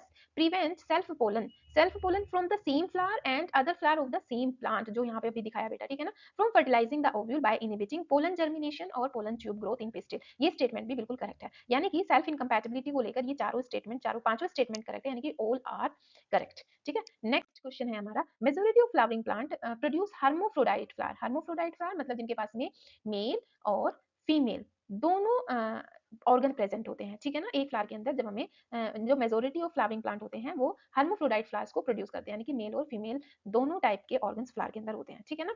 उसके बाद में which of the following option is correct, यहाँ पे करेक्ट ऑप्शन को हमें बताना है। Pollination gives the guarantee of the promotion of post pollination event that lead to fertilization, मतलब कि अगर पोलिनेशन हो गया है तो इसका मतलब कि गारंटी होगी है कि पोस्ट फर्टिलाइजेशन इवेंट्स यहाँ पे अब होंगी। तो बेटा ये स्टेटमेंट गलत हो गई है, ठीक है ना, क्योंकि पोलिनेशन तो सेल्फ पोलिनेशन भी हो सकता है, सपोज करो वो पिस्टिल उसके लिए कंपैटिबल ही ना उन पोलन ग्रेन्स के लिए, ठीक है ना, तो ये स्टेटमेंट गलत होगी यहाँ पे। The event from pollen deposition on stigma until pollen tube the ovule are together refer to as pollen pistil interaction, ये स्टेटमेंट यहाँ पर करेक्ट है। The event from pollen deposition on stigma मतलब कि जो पोलन ग्रेन है वो pollen stigma के ऊपर डिपॉजिट हो गए हैं, और उसके बाद में पोलन ट्यूब ओव्यूल ये सब मतलब until pollen tube the ovule are together refer to as pollen pistil interaction, मतलब जैसे जैसे स्टिग्मा के ऊपर पोलन ग्रेन आके लैंड हो गए हैं, ठीक है ना, स्टिग्मा के ऊपर पोलन ग्रेन आके लैंड हो गए हैं, तो ये यहाँ से उसके बाद में पोलन ट्यूब का फॉर्मेशन होगा, ओव्यूल्स में चेंजेस आएंगे, फर्टिलाइजेशन होगा, ठीक है ना, तो ये सारी चीजें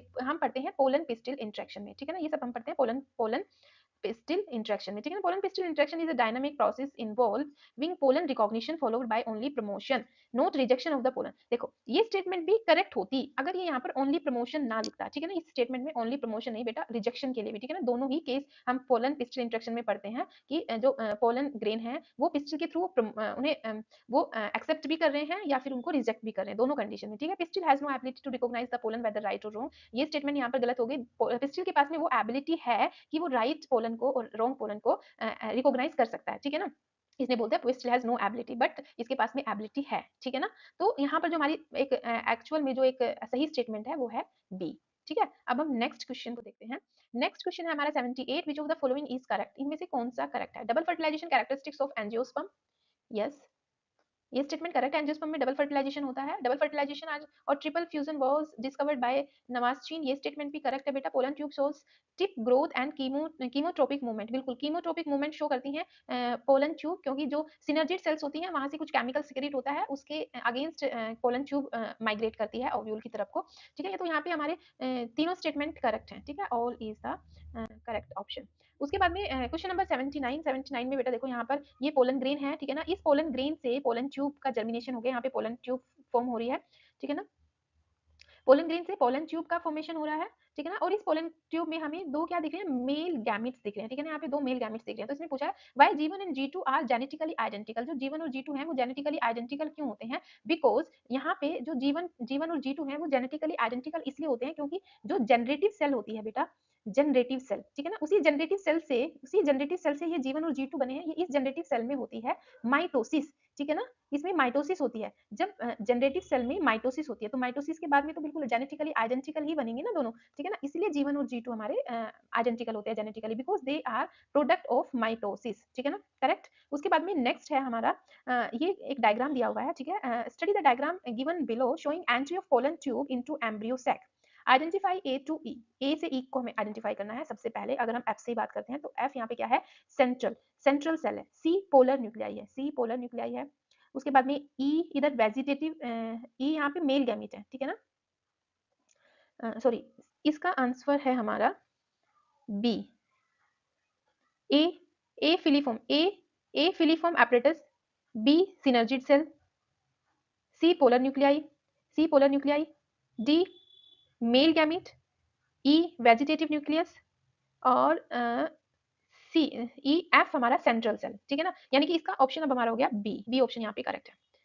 नेक्स्ट, एग सेल और मेल गैमीट, यहाँ पे क्या हुआ, यहाँ पे यानी कि मेल गैमीट और फीमेल गैमीट दोनों का यहाँ पे हुआ फर्टिलाइजेशन, यानी कि ए क्या है, ए है जाइगोट, ए है जाइगोट, यहाँ पे हुई है P1, P1 मतलब कि सिनगैमी, P1 पे हुई है सिनगैमी, ठीक है। बी मेल गैमीट, दूसरा जो सेकंड मेल गैमीट होता है वो किसके साथ में, पोलर न्यूक्लियाई के साथ में फ्यूज होता है, पोलर न्यूक्लियाई के साथ में, और यहाँ पे क्या बनता है, एंडोस्पर्म, ठीक है ना। यहाँ पे बनता है हमारा एंडोस्पर्म, और यहाँ पे हुआ है ट्रिपल फ्यूजन, ठीक है ना, ये हुआ है ट्रिपल फ्यूजन, ठीक है। तो अच्छा, एंडोस्पर्म, ठीक है। ए क्या है बेटा, तो ए है zygote, B polar nuclei, C primary endosperm, क्योंकि अभी बना है प्राइमरी एंडोस्पर्म, तो ये तो तीनों में सेम है। उसके बाद में P1 सिंगैमी है, P2 ट्रिपल फ्यूजन है, P2 ट्रिपल फ्यूजन है, और P1 और P2 यानी कि डबल फर्टिलाइजेशन, ठीक है ना। P3 यहाँ पे क्या हुआ है, double fertilization, triple fusion, double fertilization, syngamy, zygote, polar nuclei, okay. मतलब कि आंसर क्या हो गया हमारा यहाँ पर, आंसर हो गया हमारा A, zygote, polar nuclei, primary endosperm, syngamy, triple fusion, और डबल फर्टिलाइजेशन, ठीक है। Next question, total number of nuclei involved double fertilization, total number of nuclei involved in double fertilization, तो डबल फर्टिलाइजेशन में total nuclei कितने involve होते हैं बेटा, 5 total nuclei involve होते हैं। 5 कौन कौन से हैं, देखो, दो एक एग, 5 टोटल न्यूक्लियाई, एक एग, उसके बाद में फिर 2 मेल गैमीट, और प्लस 2 पोलर न्यूक्लियाई, ठीक है ना, 2 पोलर न्यूक्लियाई। तो इस तरीके से 1 2 3 और 2 5, टोटल 5 न्यूक्लियाई का इन्वॉल्वमेंट होता है डबल फर्टिलाइजेशन में। उसके बाद में pollen tube enter the embryo sac, कहाँ से एंटर करती है, through one degenerated synergid cell, ठीक है ना, एक सिनर्जिड सेल को डीजनरेट करती है और वहां से फिर वो एंटर करती है एम्ब्रियो सैक में। नेक्स्ट क्वेश्चन है, in double fertilization total number of male nuclei and total number of female nuclei involved are, कितने मेल न्यूक्लियाई इन्वॉल्व होते हैं, मेल न्यूक्लियाई, तो बेटा 2 male nuclei in double fertilization, 2 male nuclei और 3 female nuclei, यानी कि egg और 2 polar nuclei, 2 male nuclei और फीमेल, यानी कि 2 और 3, क्या हो जाएगा हमारा, बी आंसर सही हो जाएगा, ठीक है ना, 2 और 3। नेक्स्ट, नेक्स्ट क्वेश्चन है, one meiosis produce how many gametes, एक म्योसिस से कितने गैमेट्स प्रोड्यूस होते हैं, एक म्योसिस से कितने गैमेट्स बन रहे हैं। देखो, megaspore sorry microspore mother cell है या फिर पोलन मदर सेल है, उसमें म्योसिस होती है, ठीक है ना, उसमें म्योसिस होती है। तो म्योसिस के बाद में क्या बनता है बेटा, म्योसिस के बाद में यहाँ पे माइक्रोस्पोर, 4 माइक्रोस्पोर बनते हैं, 4 माइक्रोस्पोर बनते हैं, ठीक है ना, यानी कि यहाँ पे 4 माइक्रोस्पोर हमें मिले। अब एक माइक्रोस्पोर में फिर क्या होती है, माइटोसिस, ठीक है, और इस एक माइक्रोस्पोर से हमें 2 मेल गैमेट मिलते हैं, ठीक है ना, यहाँ पे मेल गैमेट पूछिए ना, तो 2 मेल गैमेट मिलते हैं, क्योंकि 2 सेल डिवीजन होता है, 3 सेल स्टेज याद करो थोड़ा चैप्टर को, ठीक है ना, उसमें 2 मेल गैमेट होते हैं, यानी कि एक माइक्रोस्पोर से 2 मेल गैमेट मिल रहे हैं, तो 4 माइक्रोस्पोर से कितने मेल गैमेट मिलेंगे, 8 मेल गैमेट मिलेंगे 4 माइक्रोस्पोर से, ठीक है। और यही पूछा इसने, one meiosis produce how many male gamete, तो आंसर क्या हो जाएगा हमारा 8। उसके बाद में following components are haploid, diploid and triploid, देखो जो oosphere होता है बेटा, ये होता है ये है बेसिकली एग को ही हम oosphere बोलते हैं, यानी कि इसकी हैप्लॉइड कितनी होती है, हैप्लॉइड एन होता है। माइक्रोस्पोर हमारे कैसे होते हैं, हैप्लॉइड होते हैं, सिनर्जिड हैप्लॉइड होते हैं, एंटीपोडल्स हैप्लॉइड होते हैं, oospore ये इसको जाइगोट भी बोलते हैं, ठीक है ना, जाइगोट ये डिप्लॉइड होता है 2n, न्यूसेलस 2n होता है, प्लेसेंटा 2n होता है, चैलेजा 2n होता है, एंडोस्पर्म 3n होता है, एंडोस्पर्म 3n होता है, टैपिटम 2n होता है, ठीक है ना। और ये मल्टी प्लॉइडी भी होती है टैपिटम की, ठीक है ना, मल्टीपल हमें सेट यहाँ पे देखने को मिलते हैं, बट यहाँ पे हम कंसीडर करेंगे 2n। तो यहाँ पे भी जो होता है, following groups show the correct sequence of the ascending order of ploidy in ovule और सीड, ठीक है, असेंडिंग ऑर्डर में, यानी कि n के बाद में 2n, 2n के बाद में 3n, इस प्लॉइडी में हमें दिखाना है, ठीक है ना। तो यहाँ पे आंसर हमारा होगा a n e, N E पे क्या है हमारा, ओके जाइगोट, और यानी कि बी ऑप्शन यहाँ पे करेक्ट है, ठीक है ना बेटा। अब नेक्स्ट क्वेश्चन है, the number of chromosome in radical is 16, यानी कि रेडिकल जिससे रूट्स फॉर्म होंगी आगे, रेडिकल्स में क्रोमोसोम नंबर 16 जो क्रोमोसोम का नंबर है वो 16 है। What will B number of chromosome in tube nucleus, यानी कि 2n होगा, ट्यूब न्यूक्लियस के में कितने क्रोमोसोम्स होंगे, n होंगे, n, ठीक है। एंटीपोडल सेल्स में भी कितने होंगे, हैप्लॉइड, डेफिनेटिव न्यूक्लियस 2n होता है, और एंडोस्पर्म 3n होता है, ठीक है। तो यहाँ पर ये डिप्लॉइड है, क्रोमोसोम इन रेडिकल, यानी कि 2n, ये हमें 2n दे रखा है, यानी कि जो यहाँ पे क्रोमोसोम का नंबर होगा वो 8 होगा, यहाँ पर भी 8 होगा, इनमें 16 होगा, और यहाँ पर हो जाएगा 24 24 यानी कि 8 8 16 और 24 आंसर क्या हो जाएगा बेटा हमारा ए ऑप्शन यहाँ पे करेक्ट हो जाएगा। क्वेश्चन नंबर 88 में पूछा हुआ है female plant is diploid and male plant is tetraploid, ठीक है ना, यानी कि 4n और ये है 2n, ठीक है। Find out the correct match. Embryo कैसा होगा, एम्ब्रियो यानी कि 2n होगा, बट यहाँ पे जो इसके गैमेट्स बनेंगे बेटा, इसके गैमेट्स तो n बनेंगे, लेकिन इसके जो गैमेट्स बनेगा वो यहाँ पे 2n बनेगा। तो यहाँ पे जो एम्ब्रियो की प्लॉइडी होगी वो n प्लस 2n यानी कि 3n होगी। एम्ब्रियो की जो प्लॉइडी होगी वो 3n होगी। 3n सिर्फ इसी में रखा है, यानी कि आंसर तो हमारा ऑलरेडी करेक्ट हो गया है, यही आंसर होगा, बाकी भी मैच कर लेते हैं। यहाँ पर दिया है अब एंडोस्पर्म, एंडोस्पर्म की प्लॉइडी कितनी होगी, एंडोस्पर्म की प्लॉइडी देखो, दो पोलर न्यूक्लाई होंगे वहां पर, यानी कि एक की प्लॉइडी दोनों की n होंगे, उसके बाद में जो मेल गैमेट आके फ्यूज होगा उनके साथ में वो 2n है, ठीक है। तो n प्लस 2n यानी कि 4n हो गया, ठीक है ना। इस तरीके से बेटा आप इसको मैच करना, ठीक है ना। 4n 2n, एग की प्लॉइडी कितनी है n, पोलन की 2n, एल्यूरोन लेयर क्योंकि ये किसका पार्ट है एंडोस्पर्म का, तो 4n होगा, तो यहाँ पे आंसर हमारा ए हो गया है। उसके बाद में the cells of endosperm have 24 chromosomes, what will be the number of chromosomes in the gametes. Gametes एक एंडोस्पर्म के पास में कितने क्रोमोसोम्स है, 24 क्रोमोसोम्स है, तो गैमेट्स के अंदर कितने क्रोमोसोम्स होंगे, एंडोस्पर्म क्या होता है 3n होता है, 3n तो मतलब 8 8 हैप्लोइड नंबर क्या होगा यहाँ पे n क्या होगा इसका 8, नंबर ऑफ क्रोमोसोम 8 होंगे। उसके बाद में question number 90, the male gamete is x and egg is 3x, x और 3x है, the ploidy level in embryo and endosperm, बिल्कुल x एम्ब्रियो की 4x हो जाएगी, एम्ब्रियो की 4x हो जाएगी बेटा, और एंडोस्पर्म की x x x plus x और सॉरी मेल गैमेट की x है, मेल गैमेट की x है और एग की 3x है, यानी कि 3x प्लस ओके एक मिनट 3x प्लस और इसके साथ में एग की 3x है, तो 3x की प्लॉइडी यानी कि 3x के दो पोलर न्यूक्लाई होंगे और प्लस x मेल न्यूक्लाई की x है, ठीक है ना। उसके साथ में यानी कि 3 ये होगी 7, ठीक है। 4 and 7 4x in embryo and 7x in endosperm, ठीक है।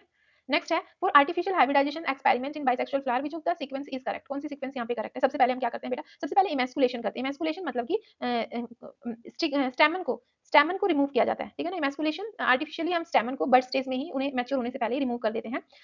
फिर उसके बाद में बैगिंग कर देते हैं उसकी, ठीक है ना। बैगिंग के बाद में फिर क्रॉस पोलिनेशन किया जाता है, क्रॉस पोलिनेशन के बाद में फिर से रीबैगिंग कर देते हैं ताकि कोई भी वहां पर कोई चांस ना हो उसमें कंटेमिनेशन का, ठीक है ना। तो यहाँ पे आंसर देखो बेटा क्वेश्चन नंबर 92 इसमें क्या पूछा है, which of the following is false statement, false about emasculation. Question number 92 which of the following is false about emasculation, यानी कि इमेस्कुलेशन के रिगार्डिंग यहाँ पर कौन सी स्टेटमेंट फॉल्स है। देखो सबसे पहले है during emasculation process stigma is removed, तो बेटा सबसे पहले तो यही स्टेटमेंट हमारी यहाँ पर फॉल्स हो गई है, क्योंकि इमेस्कुलेशन के प्रोसेस के टाइम पे हम स्टिग्मा को रिमूव नहीं करते हैं, हम रिमूव करते हैं स्टेमन, ठीक है ना। यहाँ पर स्टैमन को रिमूव किया जाता है, स्टैमन जब तक मैच्योर नहीं होते, मैच्योर होने से पहले स्टैमन को बाइसेक्सुअल फ्लावर में से रिमूव कर देते हैं, ठीक है ना। अब नेक्स्ट पॉइंट है emasculated flowers are bagged in order to prevent self pollination, ठीक है। अब जो हमने इमेस्कुलेटेड फ्लावर है यानी कि जिनमें से हमने स्टैमन को रिमूव कर दिया है, अब उनके उनके ऊपर हम उनकी बैगिंग कर देते हैं ताकि सेल्फ पोलिनेशन को हम प्रिवेंट कर सके, ठीक है। उसके बाद में emasculation is the removal of stamen before maturation of selected bisexual flower, ये स्टेटमेंट करेक्ट है, ठीक है ना। उसके बाद में it is one of the step for artificial hybridization, ये स्टेटमेंट भी करेक्ट है। तो यहाँ पर इनकरेक्ट स्टेटमेंट यानी कि फॉल्स अबाउट इमेस्कुलेशन, यहाँ पे हमारा ऑप्शन 1 यहाँ पे करेक्ट हो गया, ठीक है। Next question, emasculation is not required when flowers are, कब हमें इमेस्कुलेशन की जरूरत नहीं पड़ती, ठीक है ना। इमेस्कुलेशन हम नहीं करते अगर हमारा फ्लावर कैसा होगा बेटा, यूनिसेक्सुअल होगा। अगर यूनिसेक्सुअल फ्लावर होगा तो इमेस्कुलेशन की नीड ही नहीं है, ठीक है ना। बाइसेक्सुअल में इमेस्कुलेशन करना पड़ेगा, इंटरसेक्सुअल मतलब कि बाइसेक्सुअली, ठीक है ना, आइदर ए और बी, यानी कि यहाँ पे हमारा ऑप्शन क्या हो गया C. Next question, the purpose of bagging, the purpose of bagging by butter paper and emasculated flower in artificial hybridization program, क्यों करते हैं हम बैगिंग, क्यों करते हैं बेटा, ठीक है ना। ये जो हम आर्टिफिशियल हाइब्रिडाइजेशन प्रोग्राम के टाइम पे जो इमेस्कुलेशन के बाद में फिर हम बैगिंग करते हैं, तो क्यों करते हैं bagging, to prevent intra floral pollination, intrafloral, intrafloral माने कि मतलब कि हमारा जो बाइसेक्सुअल फ्लावर है उसी फ्लावर के अंदर हम पॉलिनेशन को रोक रहे हैं, यानी कि सेल्फ पॉलिनेशन को। बट बेटा हमने तो जो हमारे पास जो इमेस्कुलेटेड फ्लावर है उसमें तो हमने स्टेमन को तो रिमूव ही कर दिया, तो वहां पे इंट्राफ्लोरल पॉलिनेशन का तो मतलब ही नहीं बनता है, ठीक है। to prevent self pollination, to prevent self pollination from the pollen of the same flower, ये स्टेटमेंट भी नहीं है, दोनों ही to prevent self pollination from the pollen of the same flower नहीं, to prevent contamination of its stigma with unwanted pollen, मतलब कोई भी ताकि जो उसका स्टिग्मा है मैस्कुलेटेड फ्लावर के अंदर जो स्टिग्मा है उस पे कोई कंटेमिनेटेड कोई भी अनवांटेड पोलन आके लैंड ना हो जाए, इसीलिए हम उसकी बैगिंग करते हैं, ठीक है ना। ये स्टेटमेंट करेक्ट है। स्टेटमेंट 1 और 2 दोनों सेम ही है बेटा, ठीक है ना, इनमें कोई डिफरेंस नहीं है, बस थोड़ा लैंग्वेज का फर्क है, ठीक है। और 4 रीबैगिंग तो नहीं, तो यहाँ पर हमारा स्टेटमेंट हो गया ये सी ऑप्शन इज करेक्ट, ठीक है। अब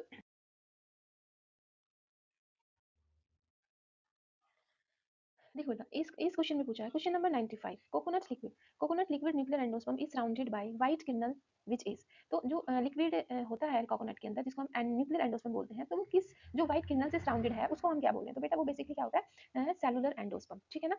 हमें पता है कि एंडोस्पर्म 3 टाइप के होते हैं, nuclear endosperm, cellular endosperm and helobial endosperm, ठीक है। न्यूक्लियर एंडोस्पर्म जब सिर्फ फ्री न्यूक्लियाई प्रेजेंट होते हैं, सेलुलर एंडोस्पर्म जब ये न्यूक्लियाई है, ये सेल मेम्ब्रेन से कवर हो गए हैं, ठीक है ना, इसलिए हम इसको सेलुलर एंडोस्पर्म बोल रहे हैं। हेलोबियल एंडोस्पर्म जब दोनों कंडीशन हमें देखने को मिलती है एक प्लेस पे, न्यूक्लियर एंडोस्पर्म भी और सेलुलर एंडोस्पर्म भी, ठीक है ना। देखो इस वाले एरिया में हमें न्यूक्लियर एंडोस्पर्म देखने को मिल रहा है, और इधर साइड में नीचे की तरफ और चारों तरफ भी हमें क्या देखने को मिल रहा है इसमें?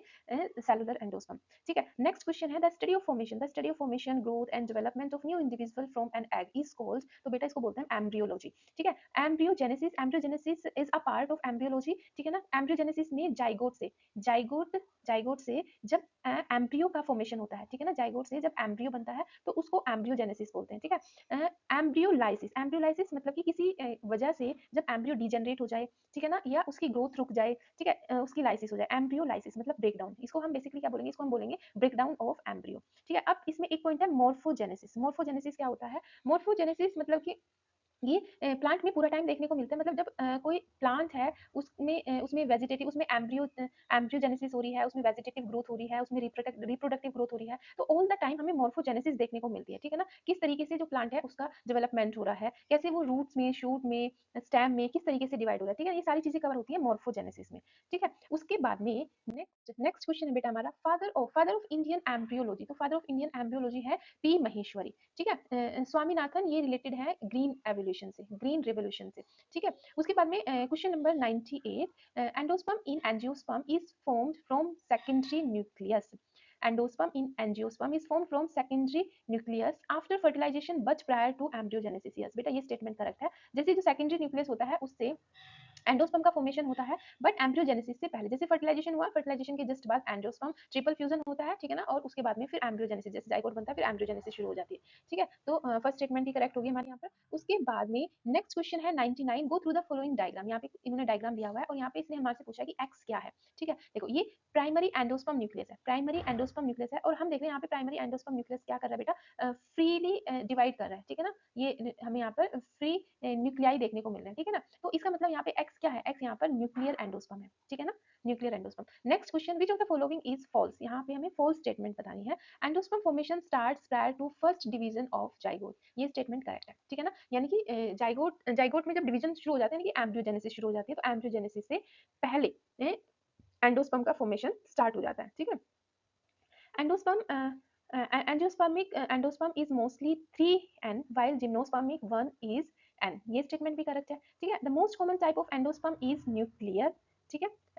Coconut has both liquid nuclear and cellular endosperm, दोनों टाइप के न्यूक्लियस होते हैं कोकोनट के पास में। Milky water of green tender coconut is liquid female gametophyte. अच्छा बेटा यहाँ पे ये स्टेटमेंट गलत हो गया, ठीक है ना, यहाँ पे इसने फॉल्स स्टेटमेंट पूछा था, ठीक है ना, तो फॉल्स स्टेटमेंट में ये गलत है। Milky water of green tender coconut, जो कोकोनट के अंदर जो वाटर होता है, मिल्की वाटर होता है, उसको ये फीमेल गैमेटोफाइट बोल रहा है, लेकिन ये फीमेल गैमेटोफाइट नहीं होता बेटा, ये तो क्या है? ये तो न्यूक्लियर एंडोस्पर्म है, ठीक है ना, न्यूक्लियर एंडोस्पर्म, ठीक है। तो बेटा ये हमने 100 क्वेश्चंस कंप्लीट 3 से हम शुरू कर रहे हैं, ठीक है। Is completely consume by developing embryo before seed maturation, मतलब कि जो एंडोस्पर्म है वो एम्ब्रियो, डेवलपिंग एम्ब्रियो उसको कंप्लीटली कंज्यूम कर चुका है, ठीक है ना। इस टाइप के सीड्स को हम क्या बोलते हैं बेटा? इस टाइप के सीड्स को हम एक्स एल्ब्यूमिनस या फिर नॉन एंडोस्पर्मिक सीड्स बोलते हैं, ठीक है ना। इनके एग्जांपल्स हैं पी, ग्राउंडनट और बीन्स, ठीक है ना। पी, ग्राउंडनट और बीन्स ये तीनों के तीनों क्या है? नॉन एंडोस्पर्मिक सीड्स, यानी कि इनके पास में बिल्कुल भी एंडोस्पर्म नहीं बचता है, सीड्स में कोई एंडोस्पर्म नहीं होता, ठीक है। उसके बाद में यहाँ पे कुछ और एग्जांपल्स दे रखे हैं, तो बेटा ये सारे एग्जांपल्स किसके हैं? ये एंडोस्पर्मिक सीड्स के हैं। एंडोस्पर्मिक नेक्स्ट क्वेश्चन ही पूछा हुआ है, ठीक है ना, 104। एंडोस्पर्मिक और एल्ब्यूमिनस सीड्स, ठीक है ना, यानी कि अब इनके पास में एम्ब्रियो का डेवलपमेंट हो गया है, उसके बाद भी इन सीड्स के अंदर एंडोस्पर्म देखने को मिलता है, ठीक है ना। इस टाइप के सीड्स को हम एंडोस्पर्मिक सीड्स बोलते हैं, ठीक है। इसके एग्जांपल्स हैं हमारे कोकोनट, कैस्टर और सनफ्लावर। देखो यहाँ पर बीन और पी दे दिया, ऊपर वाले क्वेश्चन में देखा है कि ये कैसे होते हैं, ये नॉन एंडोस्पर्मिक होते हैं। ग्राउंडनट और पी भी क्या है, नॉन एंडोस्पर्मिक है, ठीक है। तो क्वेश्चन आंसर हमारा क्या हो गया, कोकोनट, कैस्टर और सनफ्लावर, ठीक है ना बेटा। ये एग्जांपल्स तो हमें याद रखने पड़ेंगे। उसके बाद में क्वेश्चन नंबर 05, इसमें क्या पूछा है 105 क्वेश्चन में, यहाँ पे डायग्राम दिया, diagram given below show stages in embryogenesis. Embryogenesis यानी कि formation of embryo, formation of embryo को हम क्या बोलते हैं, एम्ब्रियोजेनेसिस। इन अ टिपिकल डाइकोट प्लांट में दिया हुआ है कैप्सुला। कैप्सुला कुछ नहीं है बेटा, ये एक मस्टर्ड फैमिली का एक प्लांट है, ठीक है ना, ब्रेसिकेसी फैमिली का एक प्लांट है कैप्सुला, ठीक है। आइडेंटिफाई करना है इसमें हमें ए टू डी रेस्पेक्टिवली। देखो यहाँ पे ये जाइगोट दिया हुआ है, जाइगोट के बाद में प्रो एम्ब्रियो बनता है, प्रो एम्ब्रियो के बाद में ग्लोबुलर एम्ब्रियो बनता है, फिर हार्ट शेप एम्ब्रियो बनता है और फाइनली मैच्योर एम्ब्रियो बनता है, ठीक है ना। ये हम पढ़ते हैं ना एम्ब्रियोजेनेसिस में। अब इसमें क्या दिया हुआ है, यहाँ पर ए हार्ट शेप एम्ब्रियो है, ये ए क्या है, यहाँ पर ए है सस्पेंशन, ठीक है ना। ए क्या है बेटा, सस्पेंशन। डी, डी देखो, डी क्या है, कोटिलिडंस, डी क्या है, कोटिलिडंस।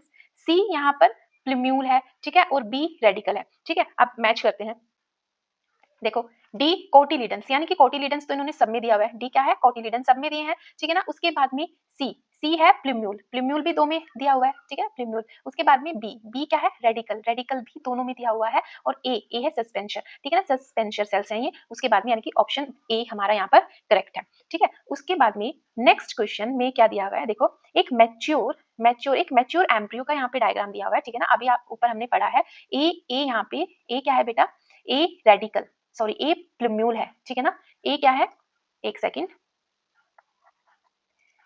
देखो ए, ए प्लूम्यूल है, ठीक है।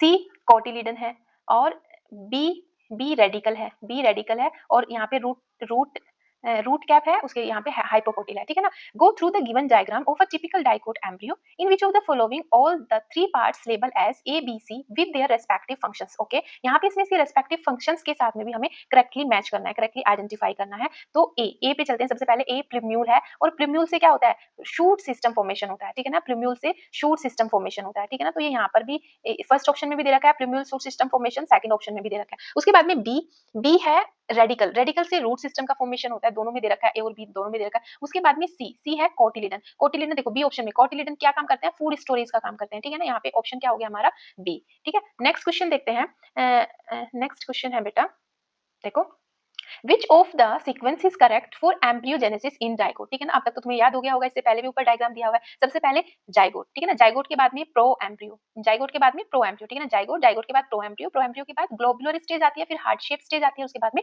मैच्योर एम्ब्रियो, ठीक है ना। Answer D.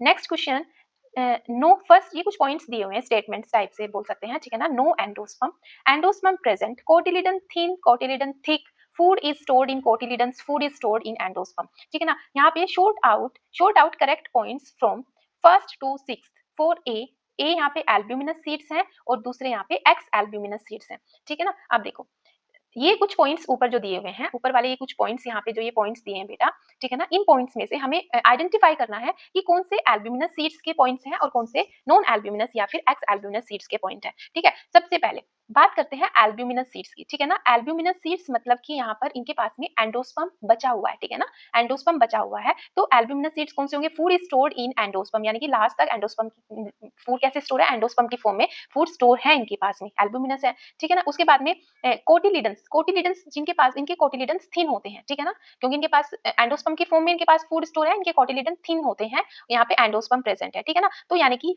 सेकंड पॉइंट और थर्ड पॉइंट और सिक्स पॉइंट, ये तीन पॉइंट हमारे किसके हैं, एल्ब्यूमिनस सीड्स के हैं, ठीक है ना। सेकंड थर्ड और सिक्स, सेकंड थर्ड और सिक्स, यानी कि ए ऑप्शन, ठीक है ना। सेकंड थर्ड और सिक्स यहाँ पे क्लियर हो गया। उसके बाद में बी एक्स एल्ब्यूमिनस सीड, यानी कि नॉन एंडोस्पर्मिक, जिनके पास में एंडोस्पर्म नहीं है, सबसे पहले तो उनके पास में एंडोस्पर्म नहीं है एक्स एल्ब्यूमिनस के पास में। दूसरा, जब इनके पास एंडोस्पर्म नहीं होता तो इनका सारा जो स्टोर फूड होता है वो कोटिलिडन्स में होता है। तो कोटिलिडन्स कैसे होते हैं, थिक होते हैं कोटिलिडन्स, और food is stored in cotyledons, ठीक है ना। Clear, first fourth and fifth, clear. Next question, in some seeds like black pepper, अगर हम ब्लैक पेपर की बात करते हैं, ठीक है ना, बीट की बात करते हैं, इनके पास में बेटा जो न्यूसेलस है, न्यूसेलस भी बचा होता है, ठीक है ना। इन सीड्स के पास में न्यूसेलस भी बचा होता है। This residual persistent nucellus is called, इस टाइप के सीड्स को हम क्या बोलते हैं, इस टाइप के सीड्स को हम बोलते हैं पेरिस्पर्मिक सीड, ठीक है ना। इन टाइप के सीड्स को पेरिस्पर्मिक सीड बोलते हैं। और जो न्यूसेलस बचा हुआ है, सीड्स फॉर्म हो गया, एक मैच्योर सीड बन गया है, उसके पास में अभी भी न्यूसेलस है, उसको हम बोलते हैं पेरिस्पर्म। इस टाइप के सीड्स को पेरिस्पर्मिक सीड, और उस न्यूसेलस के लिए हम एक टर्म यूज करते हैं पेरिस्पर्म, ठीक है। लेकिन इसके अलावा इस क्वेश्चन में कुछ और ऑप्शन दे रखे हैं, जैसे कि यहाँ पे दिया है एल्यूरोन लेयर। तो एल्यूरोन लेयर क्या होता है, देखो बेटा ये एक प्रोटीन रिच लेयर होती है जो कि सीड जर्मिनेशन में हेल्प करती है, ठीक है ना, एंडोस्पर्म का ही पार्ट है और सीड जर्मिनेशन में हेल्प करती है। नेक्स्ट इसमें दे रखा है एंडोथीलियम। एंडोथीलियम भी बेटा जो डेवलपिंग एम्ब्रियो होता है उसको न्यूट्रिशन प्रोवाइड करता है, ठीक है। और उसके बाद में एक और ऑप्शन यहाँ पे दे रखा है ये क्या है, ऑब्चुरेटर। ऑब्चुरेटर क्या होता है, मतलब ये एक टाइप की आउट ग्रोथ होती है, ठीक है ना, आउट ग्रोथ है जहाँ जो कि या तो प्लेसेंटा से कोई आउट ग्रोथ निकल रही है या फिर कभी कभी फ्यूनिकुलस से आउट ग्रोथ निकल रही है, ठीक है ना। ओवरी के अंदर होती है जो कि जो पोलन ट्यूब का फॉर्मेशन होता है, और वो जब पोलन ट्यूब माइक्रोपाइल रीजन की तरफ आ रही है थोड़ा सा उसको गाइड करने में हेल्प करती है एक तरीके से, ठीक है ना, इतना हमें याद रखना है, ठीक है। लेकिन इसका जो ऑप्शन करेक्ट ऑप्शन था वो है पेरिस्पर्म। उसके बाद में question number 110, aleurone layer takes part in. देखो जो एल्यूरोन लेयर होती है सबसे पहले ये किसमें हेल्प करती है, सीड के जर्मिनेशन में हेल्प करती है, ठीक है ना। तो इसके अंदर ये सीड के जर्मिनेशन में कैसे हेल्प करती है, इसके पास में कई सारे एंजाइम्स होते हैं जैसे कि एमाइलेज, प्रोटीएज, लाइपेज, ठीक है ना। ये एंजाइम्स जो स्टोर फूड है उसका ब्रेक डाउन करते हैं, ठीक है ना, जिससे फिर एम्ब्रियो को ग्लूकोज और गैलेक्टोज ये सब मिलेगा, तब उसमें डेवलपमेंट होगा आगे फर्दर, उसमें जर्मिनेशन होगी, ठीक है ना। तो उस इसीलिए यहाँ पे aleurone layer take part in enzyme synthesis, ठीक है ना, इसका ऑप्शन क्या होगा बेटा, एंजाइम सिंथेसिस। नेक्स्ट क्वेश्चन है during germination micropyle of seed takes part in. जो माइक्रोपाइल वाला रीजन होता है सीड के अंदर, जो माइक्रोपाइल वाला रीजन होता है जर्मिनेशन के टाइम पे इसका क्या रोल है, ठीक है ना। देखो बेटा इसी पॉइंट से सीड के अंदर वाटर और ऑक्सीजन एंटर करता है, ठीक है, इसी पॉइंट से सीड के अंदर वाटर और ऑक्सीजन एंटर करता है, ठीक है ना। अब हम नेक्स्ट क्वेश्चन देखते हैं। नेक्स्ट क्वेश्चन में पूछा है which are the external condition require for seed germination. Seed germination के लिए एक्सटर्नल कंडीशन क्या क्या है, क्या क्या चाहिए, देखो उसको चाहिए ऑक्सीजन, मॉइस्चर चाहिए, ठीक है ना, और सुटेबल टेम्परेचर चाहिए। ये तीनों चीजें मिलती हैं तो सीड जर्मिनेट कर जाता है, ठीक है। उसके बाद में next seed dormancy allows the plant to. जो सीड डोरमेंसी होती है, सीड डोरमेंसी प्लांट को क्या अलाउ कर रही है, to overcome unfavourable climatic condition, ठीक है ना। जब तक अनफेवरेबल क्लाइमेटिक कंडीशन है उसको ओवरकम कर सकते हैं, ठीक है ना, क्योंकि an example of a seed with endosperm, perisperm and caruncle, ठीक है ना, and an example of a seed with endosperm, perisperm and क्या है ये, कैरोनकल। कैरोनकल क्या होता है बेटा, मतलब ये एक माइक्रोपाइलर रीजन की तरफ एक आउटग्रोथ बन जाती है, ठीक है ना, माइक्रोपाइल रीजन की तरफ एक आउटग्रोथ फॉर्म हो जाती है जिसको हम कैरोनकल बोलते हैं, ठीक है। तो यहाँ पे एक ऐसे सीड का एग्जाम्पल पूछा है जिसके अंदर हमें एंडोस्पर्म भी देखने को मिलता है, पेरिस्पर्म भी देखने को मिलता है और कैरोनकल भी होता है उनके अंदर, ठीक है ना। तो इसका एग्जाम्पल है कैस्टर सीड, ठीक है। उसके बाद में secondary nucleus is formed by secondary nucleus. Secondary nucleus किससे फॉर्म होता है, तो जो दो पोलर न्यूक्लियाई होते हैं उनसे सेकेंडरी न्यूक्लियस का फॉर्मेशन होता है। Next which plant part has two generation one within the other. Plant के कौन से पार्ट में दो जनरेशन होती है, one within the other, तो इसका एग्जांपल है सीड, ठीक है। नेक्स्ट क्वेश्चन है which of the following is false. यहाँ पे फॉल्स स्टेटमेंट कौन सी है, देखो द स्टोरेज, इसमें पूछा है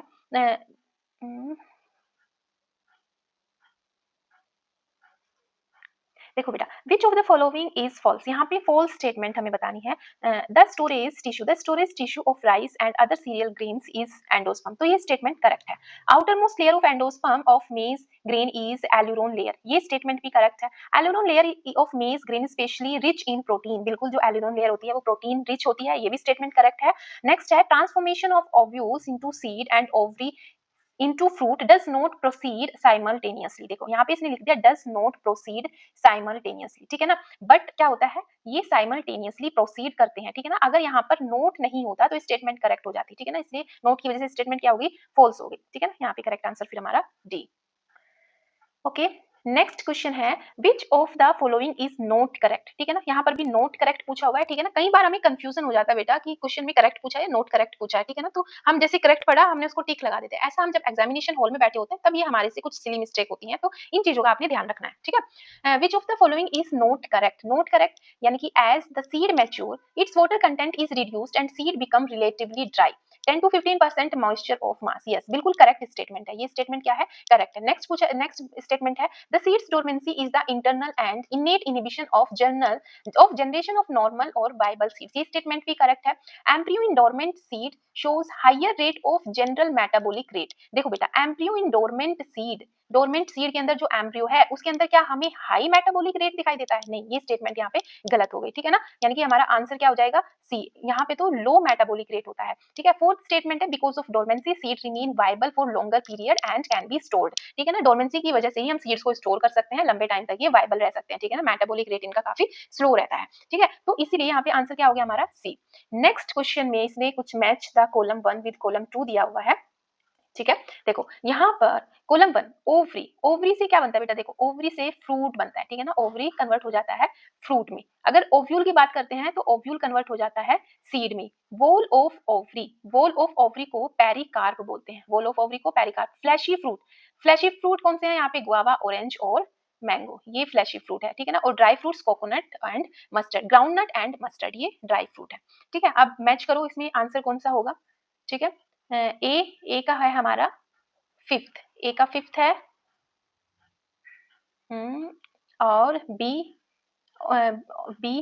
का fourth, wall of ovary C third, second, first, okay, option A, option A यहाँ पर हमारा करेक्ट है, ठीक है, clear. Next, which of the following will lose its economic value, will lose its economic value, fruits are produced through parthenocarpy।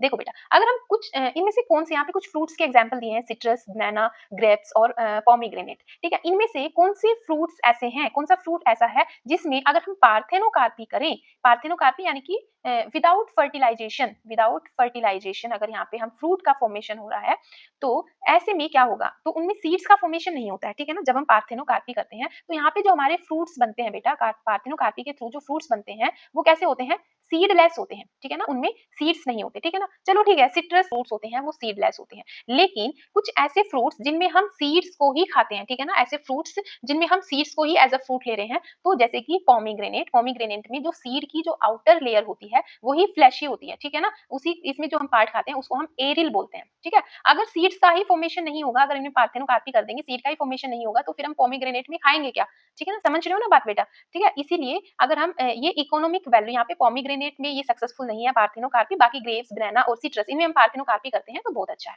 ठीक है। Next question है, in most plants, in most plants the fruit develop from the ovary, other plants degenerate and fall off, such fruits are called। मतलब कि इसमें पूछा है जो fruits develop हो रहे हैं वो ओवरी से हो रहे हैं, ठीक है, दूसरे पार्ट यहाँ पे डीजनरेट कर जा रहे हैं, ठीक है ना, इस टाइप के फ्रूट्स को हम क्या बोलते हैं, इस टाइप के फ्रूट्स को ट्रू फ्रूट्स बोलते हैं। देखो बेटा, जो फ्रूट्स ओवरी से डेवलप होते हैं, ठीक है ना, इस टाइप के फ्रूट्स को हम ट्रू फ्रूट्स बोलते हैं, और ऐसे फ्रूट्स जो ओवरी या ओवरी के अलावा कुछ और फ्रूट, फ्लावर के कुछ और पार्ट जो है उसमें फ्रूट के फॉर्मेशन में पार्टिसिपेट कर रहा है, तो उस टाइप के फ्रूट को हम फॉल्स फ्रूट बोलते हैं, ठीक है ना।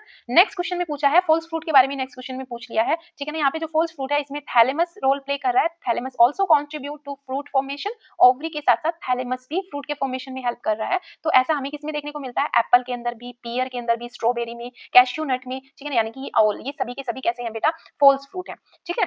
Next question, which of the following statement is correct, कौन सी स्टेटमेंट यहाँ पर करेक्ट है, ठीक है। पार्थेनोकार्पिक फ्रूट यानी कि seedless fruit develop without fertilization, yes statement बिल्कुल करेक्ट है, और यहाँ पे क्या पूछा, इसने करेक्ट ही पूछा, okay. Parthenocarpy can be induced by hormone, ये स्टेटमेंट भी करेक्ट है, ऑक्सिन से हम पार्थेनोकार्पी को इंड्यूस कर सकते हैं, और ऑक्सिन का स्प्रे अगर हम कर दे तो। Seed is the basis of our agriculture, ये स्टेटमेंट भी करेक्ट है, ठीक है ना, तो यहाँ पर तीनों ही स्टेटमेंट करेक्ट है, यानी कि option D, all statement are correct. Next, which of the following is crucial for stage which of the following is crucial for storage of seeds to be used as food throughout the year and to raise crops in the next season, ठीक है। इसमें इसका answer क्या होगा, यहाँ पे विच of the following is crucial for seed storage, मतलब seed storage के लिए कौन सा, यहाँ पे 4 पॉइंट दे रखे हैं, कौन सा पॉइंट बेस्ट है सीड स्टोरेज के लिए, ठीक है ना, ताकि हम इन सीड्स को through out the year store करके रख सके, और नेक्स्ट ईयर हम इन सीड से नेक्स्ट क्रॉप को भी रेज कर सकें, ठीक है ना। तो अबेंडेंट वाटर इन सीड्स, नहीं ये स्टेटमेंट, ये तो बिल्कुल गलत हो जाएगा, अगर पानी के अंदर ज्यादा वाटर रहेगा तो जल्दी खराब हो जाएंगे, ठीक है। Seeds least amount of food in seeds, ये स्टेटमेंट भी गलत, ठीक है। Presence of endosperms food in all seeds, नहीं। Dehydration and dormancy of mature seed, यानी कि ये स्टेटमेंट करेक्ट है, डिहाइड्रेशन होना चाहिए, यानी कि 10 to 15% वाटर ही उनके अंदर रहना चाहिए, 10 to 15% टोटल मास का 10 to 15% वाटर ही उन सीड्स के, मैच्योर सीड के अंदर रहना चाहिए, और डोरमेंसी सीड क्या हो जाते हैं, डोरमेंट कंडीशन में होनी चाहिए, यानी कि उनकी मेटाबॉलिक एक्टिव बिल्कुल स्लो डाउन हो जानी चाहिए, ठीक है ना। तो फिर इस टाइप के सीड्स को हम पूरा साल स्टोर करके रख सकते हैं, और नेक्स्ट ईयर फिर हम उनसे एक नेक्स्ट सीजन की क्रॉप को भी रेज कर सकते हैं, ठीक है। नेक्स्ट क्वेश्चन है बेटा, the cause of dormancy, the cause of dormancy for some time in fertilized ovule is, presence of hormone auxin नहीं, zygote divide only after certain amount of endosperm is formed. ठीक है, answer क्या हो जाएगा हमारा B. Next question, seed are adaptively important because they maintain dormancy, they protect young plants during vulnerable stage, they store food for young plants and facilitate dispersal. तो all statement are correct. ठीक है, उसके बाद में next, the world's oldest viable seeds excavated from Arctic tundra is lupine. ठीक है ना, fact है, याद रखना पड़ेगा, ल्यूपाइन. ल्यूपाइन सबसे हमारा वर्ल्ड ओल्डेस्ट वाइबल सीड है. ठीक है, नेक्स्ट क्वेश्चन में पूछा है बेटा, which of the following statement is false. ठीक है ना, यहाँ पे कौन सी स्टेटमेंट फॉल्स है. Some 2000 year old viable seeds of Phoenix dactylifera were discovered during archaeological excavation of King's Herod's Palace near Dead Sea. ये स्टेटमेंट बिल्कुल करेक्ट है. ठीक है, records of 10,000 year of dormancy of seed has been estimated in Lupinus arcticus. ये statement भी correct है. अभी ऊपर हमने क्वेश्चन पढ़ा था ना, world oldest viable seed Lupinus. ठीक है, next, the number of seeds in each fruit in case of orchid and some parasite form like Orobanche and Striga is 1. देखो बेटा, इनमें क्या होता है, इन्होंने क्या बोला, number of seed in each fruit is 1. 1 नहीं होता, इनके एक फ्रूट में बहुत सारे सीड्स प्रेजेंट होते हैं. ठीक है ना, इसलिए ये स्टेटमेंट यहाँ पे गलत हो गई. ठीक है ना, ये स्टेटमेंट फॉल्स हो गई. नेक्स्ट है, many fruits have evolved mechanism for dispersal of seeds. Yes, ये स्टेटमेंट भी करेक्ट है. तो यहाँ पर सी स्टेटमेंट फॉल्स है. ठीक है, बाकी सारी स्टेटमेंट करेक्ट है. ओके बेटा.